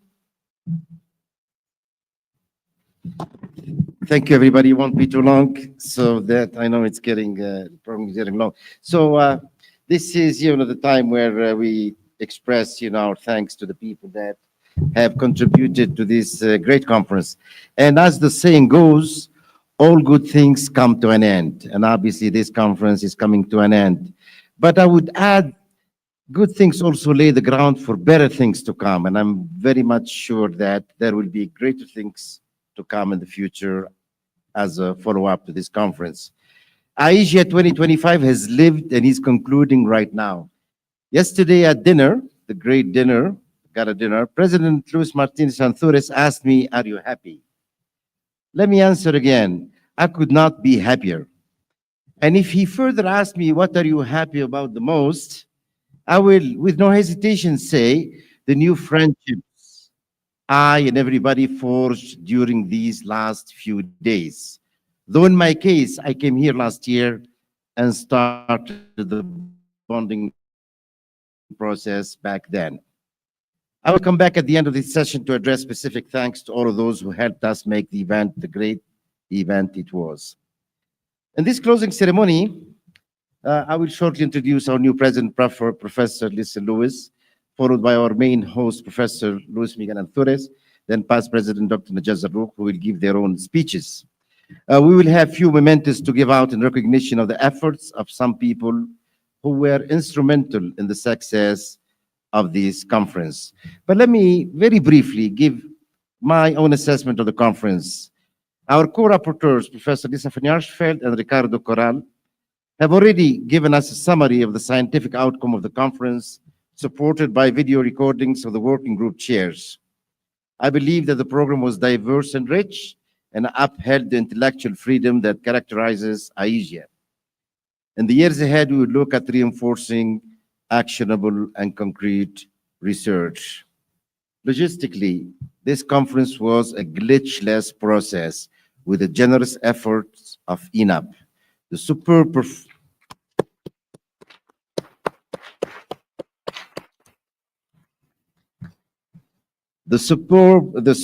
performances of the mariachi band during the welcome reception and last night's opera and folk performances were some of the best I've ever seen since I started attending AIGIA conferences back in 2011. As my friend Santiago said, we will surprise you, and they did surprise us. The premises are extremely functional and supported a good processing of the program. The help and friendliness of the INAP staff made it easy for everybody. Other than the scientific program and the fun we had, this conference had additional components that made it rich. First, AIGIA accreditation body ICAPA met to discuss accreditation cases and discuss eligibility of new components, of new applicants. The UNDESA organized a series of workshops on competencies for SDG implementation, and I thank Christina for that. This was also election year, and we now have a new president, a new board, and a new board of management. Our General Assembly voted a new board on Monday, a board whose composition bodes well for the future of AIGIA, at least for the next 3 years. Then yesterday, the new board voted a new president of AIGIA for the next 3 years. So with no further delay, I would like to invite AIGIA President Professor Lisa Lewis to come and deliver her own speech. Lisa?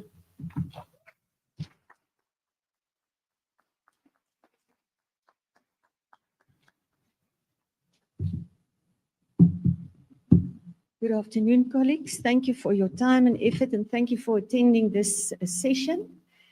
Standing here before you today as the newly elected president of IASIA, I cannot still believe it myself. I am both honored, but I'm deeply humbled to take this responsibility. It's absolutely the highest point of my professional career.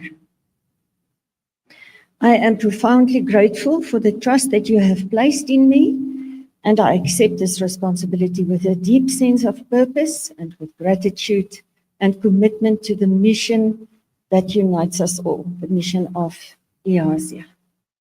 Allow me to begin by expressing my heartfelt appreciation to Dr. Najat Saruk, our outgoing president. Madam, for your inspiring leadership, your vision, your unwavering dedication. Under your guidance, IASIA has deepened its global impact. I have never seen people or a person that knows so many people as you, have so much contacts, and you all bring it back to IASIA. Thank you for that.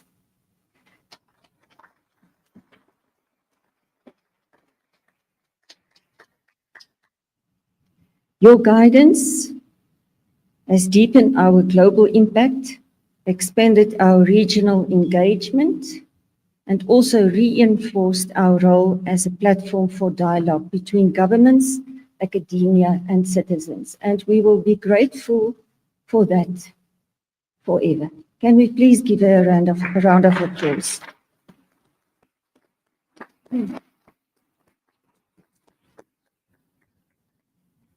I also want to thank the working group leaders. I know that you already received certificates, and I said to David and the colleagues next to me, your checks will be in the post, so you will receive that shortly.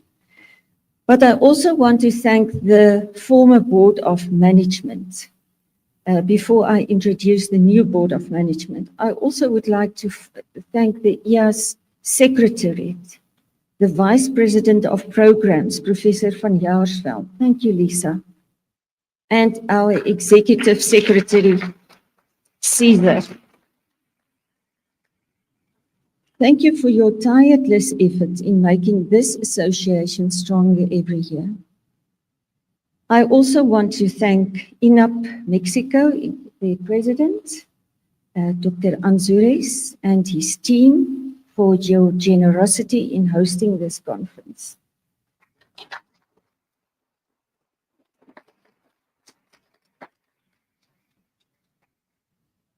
When we came here on Monday, you welcomed us as visitors from other countries, but we are leaving as compadres today.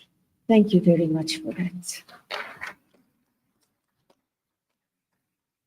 Colleagues, looking forward to the term that lies ahead, I cannot wait to introduce the new Board of Management to you. I know that some of them are not present at the conference, some of them might not be in the venue, but if I may ask the following people just to stand so that we can introduce everyone, I will appreciate that. Let's start with North America. Professor Tim Mao from Canada is not here. Then we have Dr. Jongwoon Ye from USA. I think she's here. Not here. And Mr. Peter Woolley from the USA, who is also not here. From the Middle East, we have Professor Hamid Ali, who is not here. And we have Her Excellency Dr. Khalifa from Bahrain, who is also not present at the moment. From Latin America, we have Dr. Leonardo Setri from Brazil, who's not here. Dr. Ariel Oregu from Chile is not here. Dr. Leonardo Rodriguez from Costa Rica, who is not here. And then Dr. Luis Anzures from Mexico.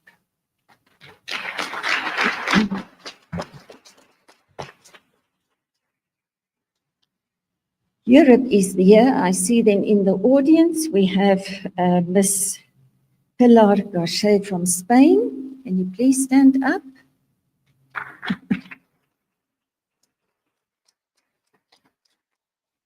We have His Excellency Bardel Dubro from Kosovo, who's not here. We have David Ferraz from Portugal.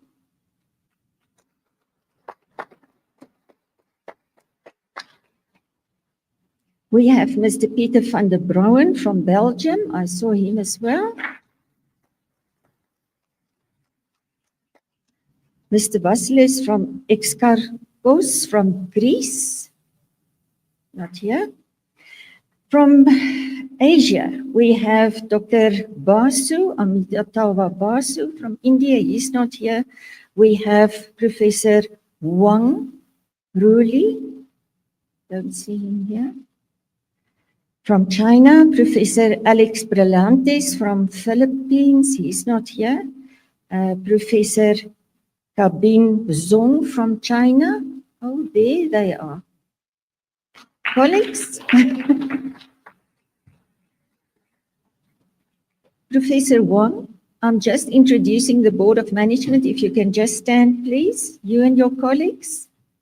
There are our colleagues. And then also Dr. Ming Wang Weng from China. From South Africa, or from Africa, pardon. From Africa, we have Dr. James Nkata. I don't see him here. Did he leave? Leave from Uganda. Professor Natasha Holzhausen from South Africa.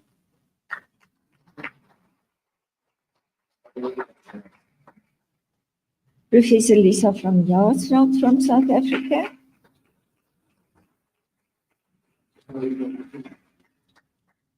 And then the last board member is Dr.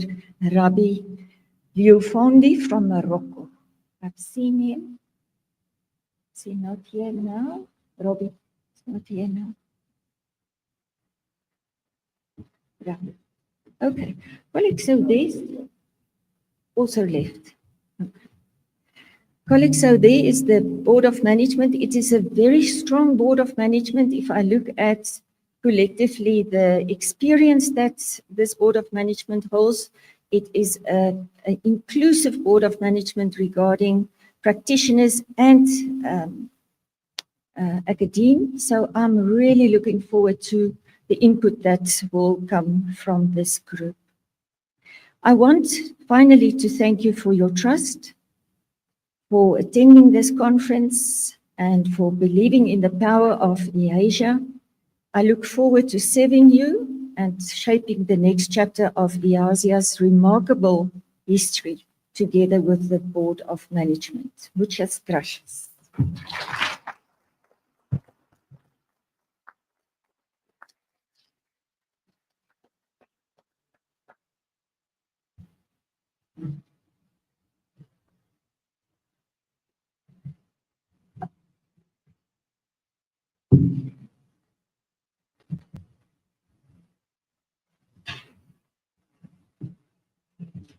Thank you so much, Professor Luis Luisel, and I hope the Secretariat will work very efficiently with you. We look forward to all these years, the 3 years ahead. Thank you for yourself, for your personality and your gracefulness. Thank you. Now I call the other lady of the room, Dr. Najat Zarouk, who touched us by her dedication to the IASIA conference. It's the last word. So please make some noise for Dr. Najat Zarouk.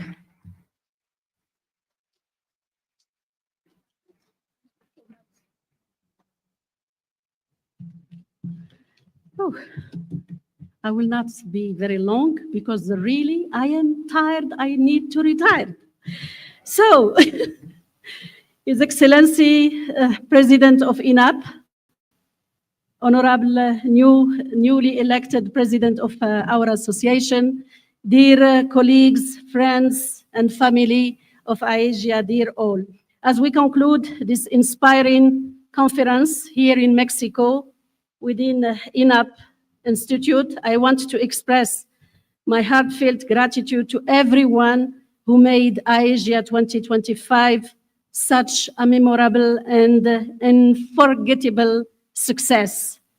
My sincere thanks go to INAP Mexico and its dedicated team that command respect, led by His Excellency Dr. Luis Miguel Martinez Anzures, and he was with us when we came here to check on Sunday. And for me, it is an indicator of transformative leader and engaged and ethical and committed leader. Thank you very much, Your Excellency. Thank you. Thank you for your generous hospitality, professionalism, commitment, and engagement. I also warmly thank the organizing committee for their months and weeks of planning and dedication, which made this event possible under the leadership of Professor Lisa, Professor Dr. Coral, Dr. Santiago, Armando, Iliana, and so on, and Andrea, Kim, Natasha. Please give them a round of applause.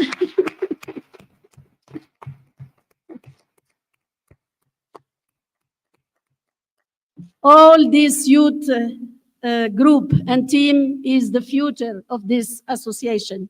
To our IASIA Board of Management and all working group chairs, thank you for your leadership and for nurturing the spirit of academic excellence and collaboration that I'm sorry, I forget Cesar. My apologize. Please, a round of applause for him.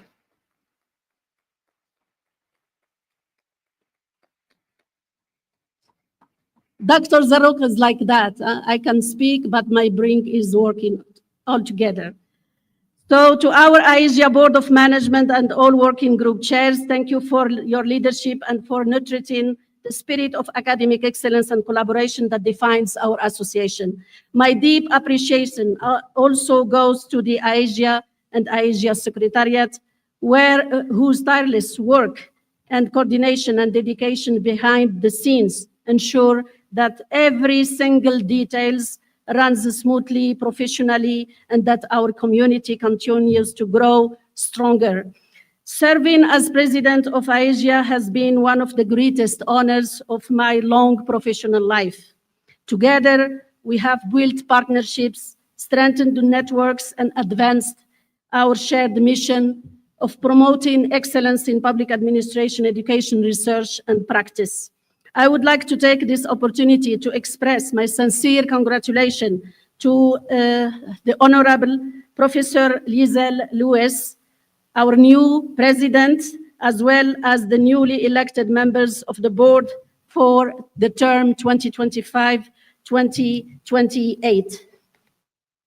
Praying Allah that to inspire all of you and illuminate your new journey. As I now take on the role of past president and former UN SEPA member, I finished these 2 terms this year. I do so with the humility, gratitude, and hope, proud of what we have accomplished together and confident in the bright future that lies ahead under the leadership of our new president, Professor Dr. Liesel Lewis, and her peers, members of the board. Thank you all for your friendship, your trust, and your commitment to IASIA. I wish our association continues unity, growth, and also success in the years to come. وَقُلْ اعْمَلُوا فَسَيَرَ اللَّهُ عَمَلَكُمْ وَرَسُولُهُ وَالْمُؤْمِنُونَ. And as said by Shakespeare, and the best is yet to come. Thank you.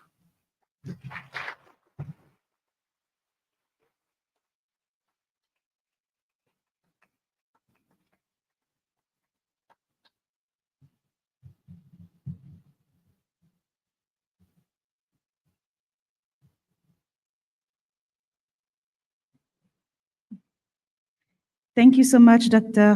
Najat. It was a pleasure working with you. And last but not least, I'm calling Dr. Luis Miguel Martinez Anzures on stage to deliver his speech.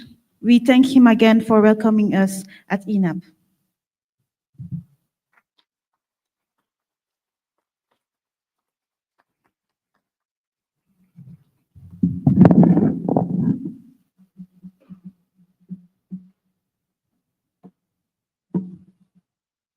Buenas tardes a todos. Es un honor para mí dirigirme a todas y todos ustedes en la sesión de clausura de la Conferencia Anual IASIA 2025, en nombre del Instituto Nacional de Administración Pública. Quiero expresar nuestro más sincero agradecimiento a cada uno de ustedes ponentes, panelistas, moderadores y especialmente a quienes colaboraron en la organización, cuyo incansable esfuerzo ha hecho posible este encuentro. Esta Conferencia IASIA 2025 ha sido una gran oportunidad para conocer las posturas y expectativas de diferentes actores, lo cual es importante para tener una visión general acerca de las acciones que se deberán llevar a cabo para resultar relevantes las acciones de gobierno de la administración pública para mejorar la gobernanza.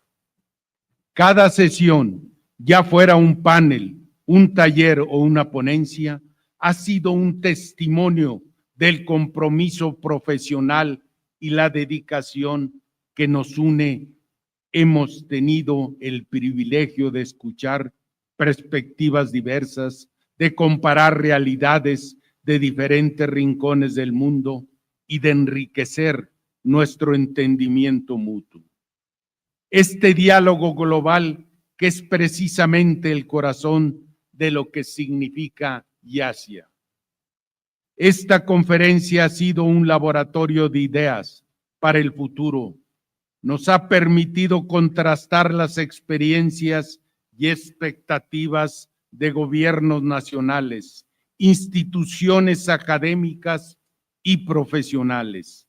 Esta visión panorámica es fundamental para trazar una hoja de ruta que fortalezca la relevancia de la administración pública y contribuya a una gobernanza más efectiva, ética y orientada a los ciudadanos de un mundo en constante cambio. Como saben, la misión central del IASIA es la promoción de la excelencia en la administración pública a través del fortalecimiento de la capacitación institucional y del desarrollo profesional en la administración pública. Los debates y conocimientos generales que aquí en México alimentarán nuestros programas de desarrollo y nuestra agenda de investigación para los próximos años, asegurando que estemos a la vanguardia de los desafíos globales. Por lo anterior, nos vamos de esta conferencia no solo como un diagnóstico más claro de los desafíos, sino como un arsenal de ideas innovadoras y prácticas que formular propuestas y fortalezcan nuestras administraciones públicas e influyan en el diseño de políticas más realistas e inclusivas. Antes de finalizar, permítanme dejar una idea para la reflexión. El futuro de la gobernanza no es un destino al que llegamos, sino lo construimos activamente. Ustedes, los líderes académicos y profesionales de la administración pública reunidos aquí, son los arquitectos de ese futuro. Llévense de México no solo las memorias de este evento, sino los contactos, las inspiraciones y el compromiso renovado de agentes de cambio. Como es de su conocimiento, uno de los principales objetivos para nosotros en el INAP es la capacitación de funcionarios y servidores públicos, porque son ellos, contribuiremos a la construcción de mejores gobiernos, más capaces y sensibles ante las necesidades ciudadanas. Por eso, ofrecemos programas con un contenido de calidad y profesores con una preparación especializada, además de amplia experiencia. En este sentido, haber contado con este importante evento para conocer y participar, dando forma al futuro de la gobernanza, transformando mentalidades, mejorando habilidades y ampliando conocimientos. Es sumamente relevante porque con ello estaremos en condiciones de hacer propuestas que fortalezcan a la administración pública. Conmino a los presentes a continuar trabajando para que la impronta de la administración pública sea indeleble en un sentido positivo para cada uno de nuestros países. Les deseo mucho éxito. Recordemos que cada cierre de ciclo es una oportunidad para volver a comenzar. Nos veremos en el siguiente año. Muchas gracias.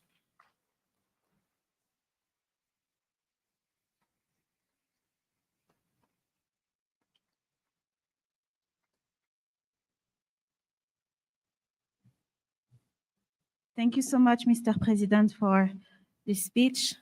I think I'm not the only one who wants to become a student at the Institute Cervantes and learn Spanish after this conference. So I'm very inspired at what you said, and I want you to take that as a good advice and a good key takeaway. So now we can jump to the third part and last part of this conference closing ceremony. The Secretariat and our Director General want to thank all of you by giving gifts and prizes to the organizing committee.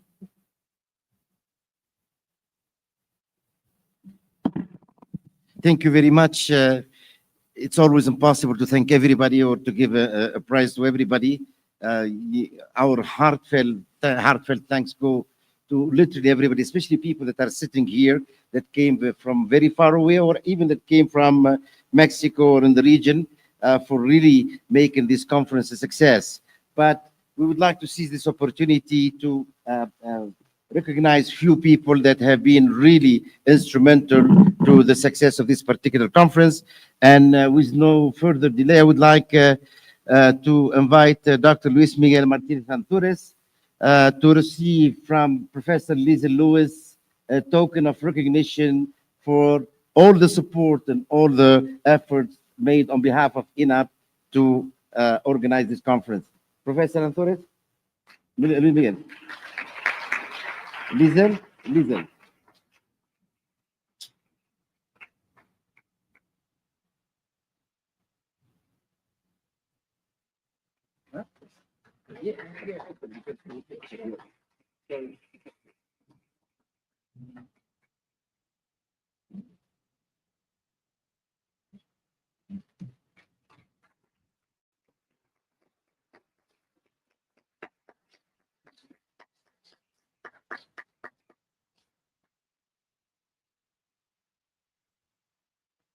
Thank you.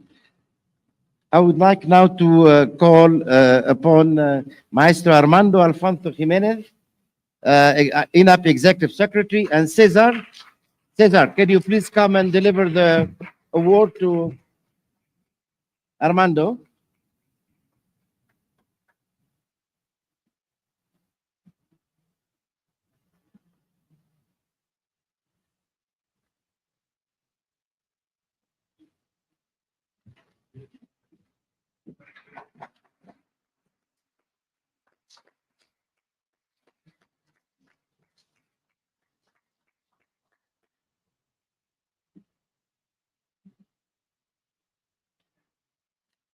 I would like now to call upon Professor Santiago Flores, professor at INAP and member of the organizing committee and a very popular figure here, to come and receive. Please, Dr. Najet, can you come and deliver the award to Professor Santiago?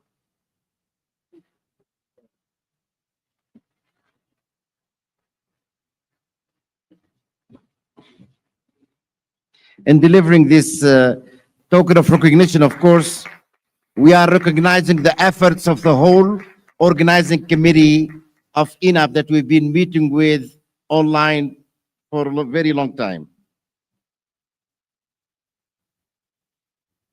Next, Dr. Ricardo Corral Luna, INAP Director of CEPAP. And I would like to call Lisa van Jaarsveld, Professor Lisa van Jaarsveld, to deliver the, please, Lisa.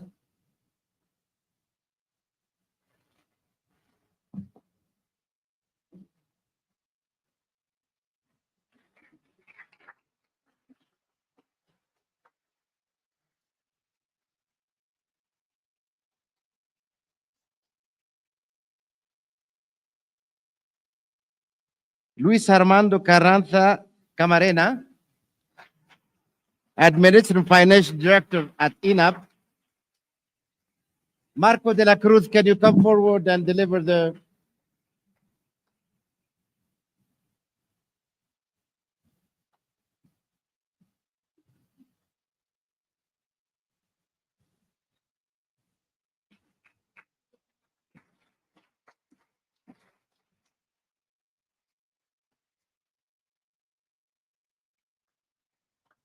Last but not least, Miss Eliana Navarrete, as a representative of the great INAP team. And I would like really to Kim, can you please deliver to her the...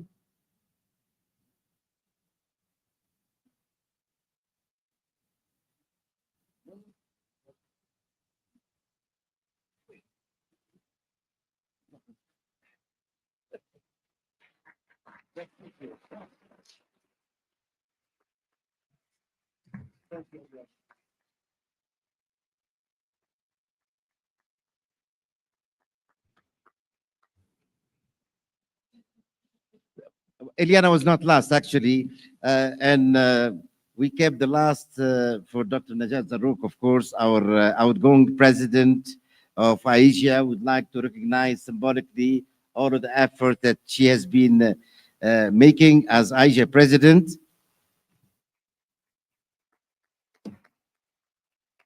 And it will be my pleasure to give her the award.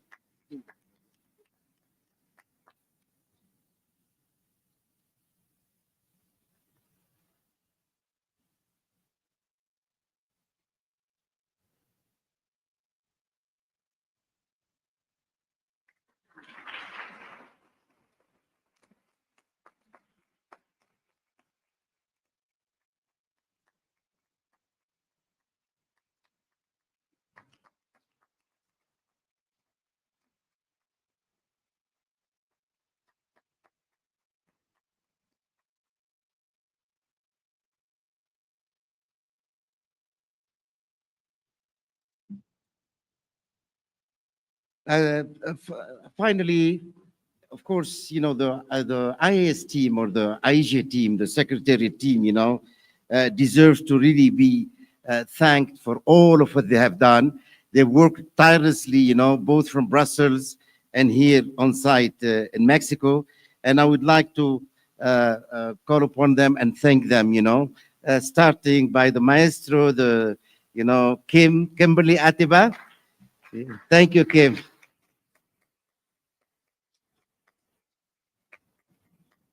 Kim has joined us recently, but she has taken over, you know, and she's really great, as you have seen. Cesar Alfonso, the Executive Secretary of AIGA.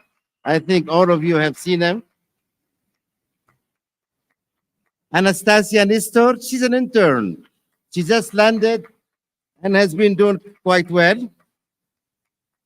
Marco de la Cruz. Marco is part of our team also. He came with us and he's been helping us. Of course, not everybody is here. This is the team that is here. Steve Troupin, you know, was really a big contributor to the program and in support of the elections and many things. And, you know, he's one of the main guys that is not here. And I would like to, you know, recognize all of his effort.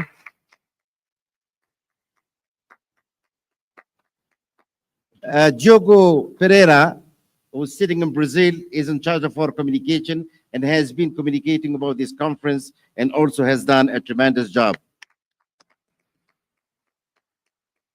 And finally, Hafida Al-Waghli, she's our administrator and she's sitting back in Brussels. She's the only one now sitting in the secretariat, and she has also supported this conference on the administrative and financial side. J'ai pas oublié? With this, as I said, I'm sure I forgot some people. I truly apologize. I mean, so many people have contributed to this conference, and everybody has to be thanked, you know, the photographers that are doing a good job, all the people that served us the lunch, you know, the security, you know, the cleaners. I mean, it's been such a great experience because everybody contributed. So excuse me if I have forgotten somebody. And the last part of this program, and it'll be a very nice one, a short one, a very nice one, is the presentation of the EGPA conference, the European Group of Public Administration Conference, which will take place in Rome next August. We have here the key organizer of the conference, Professor Naomi Rossi from Sapienza University, Rome, who will really have us dream about this great conference that is coming up and our great organization, the European Group of Public Administration. Please, Naomi, the floor is yours. We are disconnected. Thank you, Sufyan, for your kind introduction. Good afternoon, distinguished colleagues and dear friends. Today, I'm very honored to be here to present next EGPA Conference 2026, which will be held in Rome at Sapienza University. I am Noemi Rossi, Professor of Public Management at the Department of Political Sciences. But I have a slide presentation that I cannot see on the screen, so maybe someone should put the presentation on, please. Can I ask?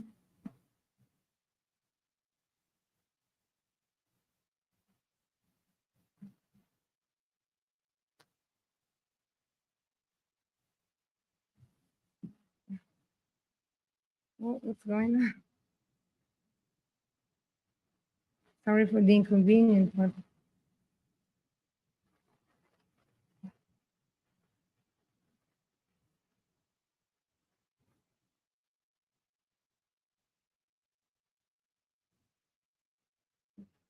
yeah, here we are. So, as you can see in the poster, we chose as conference symbol the Pantheon monument in Rome, which is one of the most visited monuments in the world. The Pantheon is the temple dedicated to all gods, and the word Pantheon refers to the complete group of gods worshipped in a particular religion and culture. Aside the monument, you can see Minerva goddess, which is the symbol of Sapienza University. So I want to start this presentation showing you these two images. Please go to the next slide. On the left side, you can see Coatlicue, one of the most important goddesses in the Aztec pantheon. And on the right side, you can see Minerva as represented in the Sapienza statue, which belongs to the ancient Roman and Greek pantheon. You can notice many symbolic elements in common, the snakes, the hands up, related to both the two goddesses' mission, which I will discuss in more detail later. I got inspired by this vibrant, lively, enchanting country, and I chose these two symbols to illustrate the connection between different cultures, which is the main goal of our IAS, IASIA, EGPA, and LACBA community, and the purpose of our conference dialogues on public administration. So now let's start with a short video of presentation of Sapienza University facts and figures. No. It's a video. We start. Please. There's a link. It's an active link video. Yeah.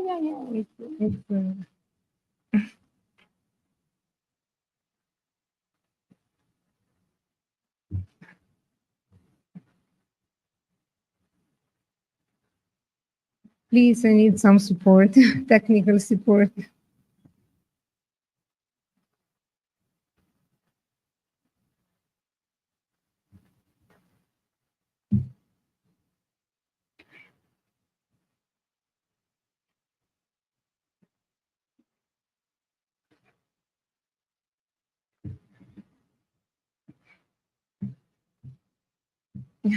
I'm sorry, but I don't know.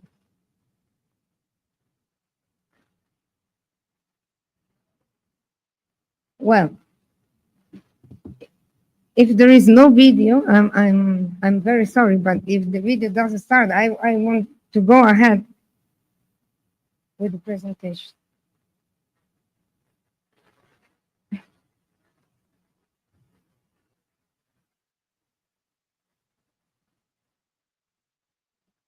Okay, let's go on. No video. So the ECPA Conference 2026 is organized by ECPA together with Sapienza University, namely the Department of Political Sciences, with the kind support of the Italian National Research Council and of the National School of Government, SNA. Next slide, please. So the dates there will be on starting from the 24th of August to the 27th of August 2026. We have another slide about the location. You can see. Next slide, please.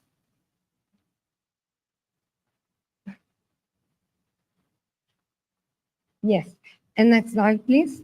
About the conference organization. You can go ahead, please.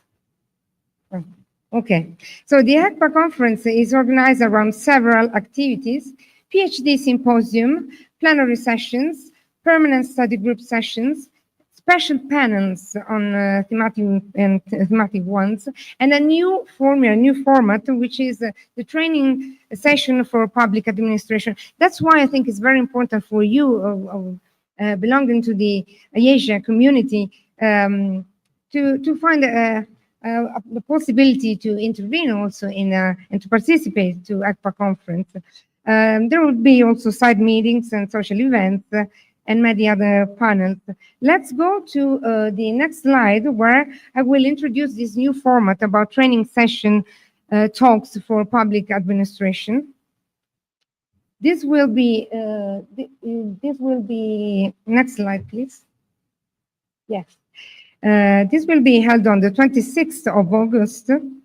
And the goals of this new format are engaging civil servants, namely university staff, in the AGPA conference, connecting research and training for public administration, and developing European training for public administration. We have a draft proposal about topics, which could be diversity, inclusivity, and equity, ethics and legality, public procurement in Europe, soft skills development, new recruitment in public administration, and students' mobility. So let's now go to the conference theme. So public governance for the common good, human intelligence serving the global community. From Mexico, IASIA 2025 to Rome, AGPA 2026. Please go to the next slide. So in the framework of public governance for the common good, human intelligence serving the global community, in this picture you can see three goddesses. The first goddess is Coatlicue, which represents the intelligence of regeneration, the capacity of governance systems to adapt, renew, and sustain life under pressure. So she represents the regenerative intelligence. Then we have Tiwatkuaki. Did I pronounce it well?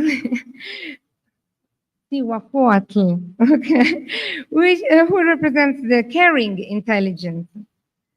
The intelligence of care, the capacity of governance to protect, to heal, and maintain social balance through empathy and inclusion. Placed in this dialogue with the Minerva, who represents the intelligence of reason and deliberation.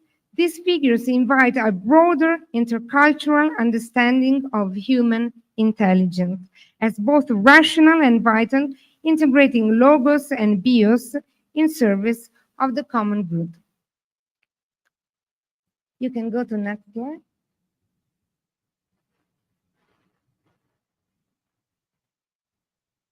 Okay, so the content, the rationale of this conference.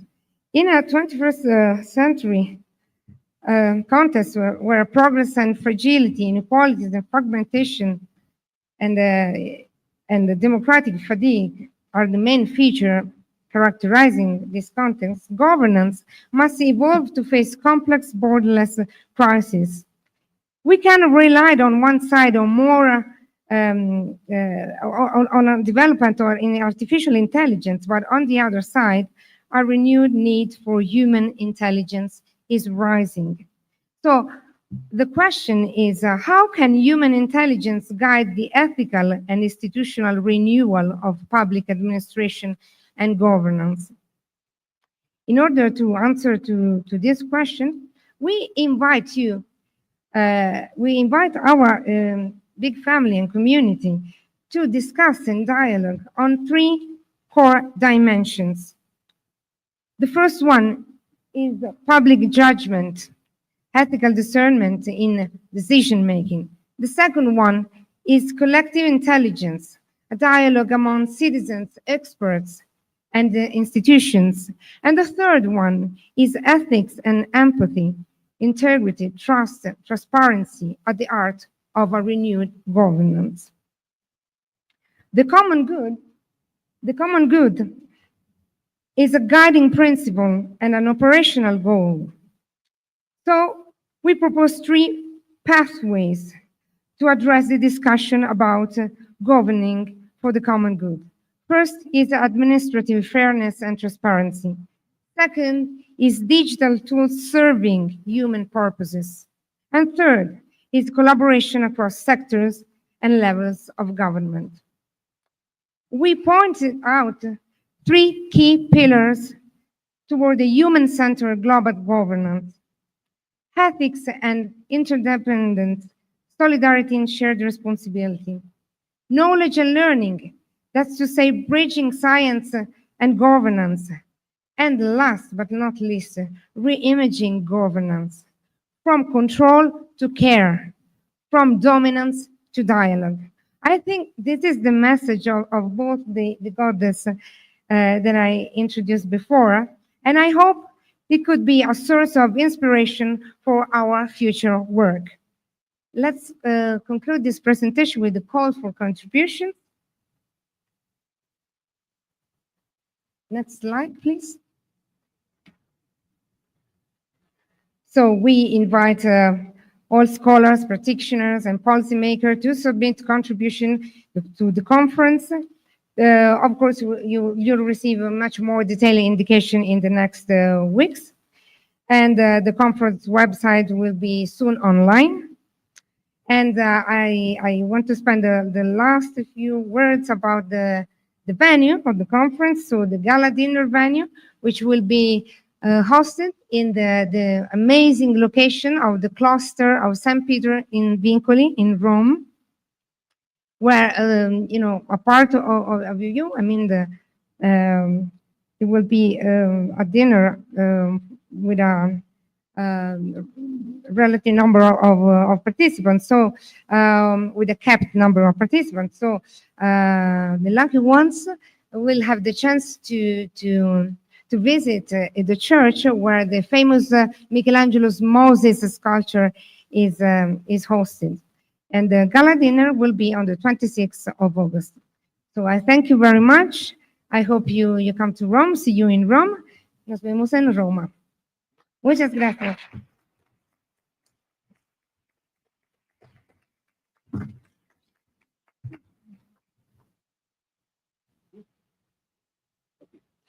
Thank you very much, Naomi. Again, I renew my invitation to participate in the ECPA conference, a great conference, much larger than this one, but it's still part of the same atmosphere. And believe it or not, we're done. This is it. The ASIA conference has lived, and now it's time to close it. And at the end, I would say, Viva Mexico. It's been such a great experience. Thank you all for being here.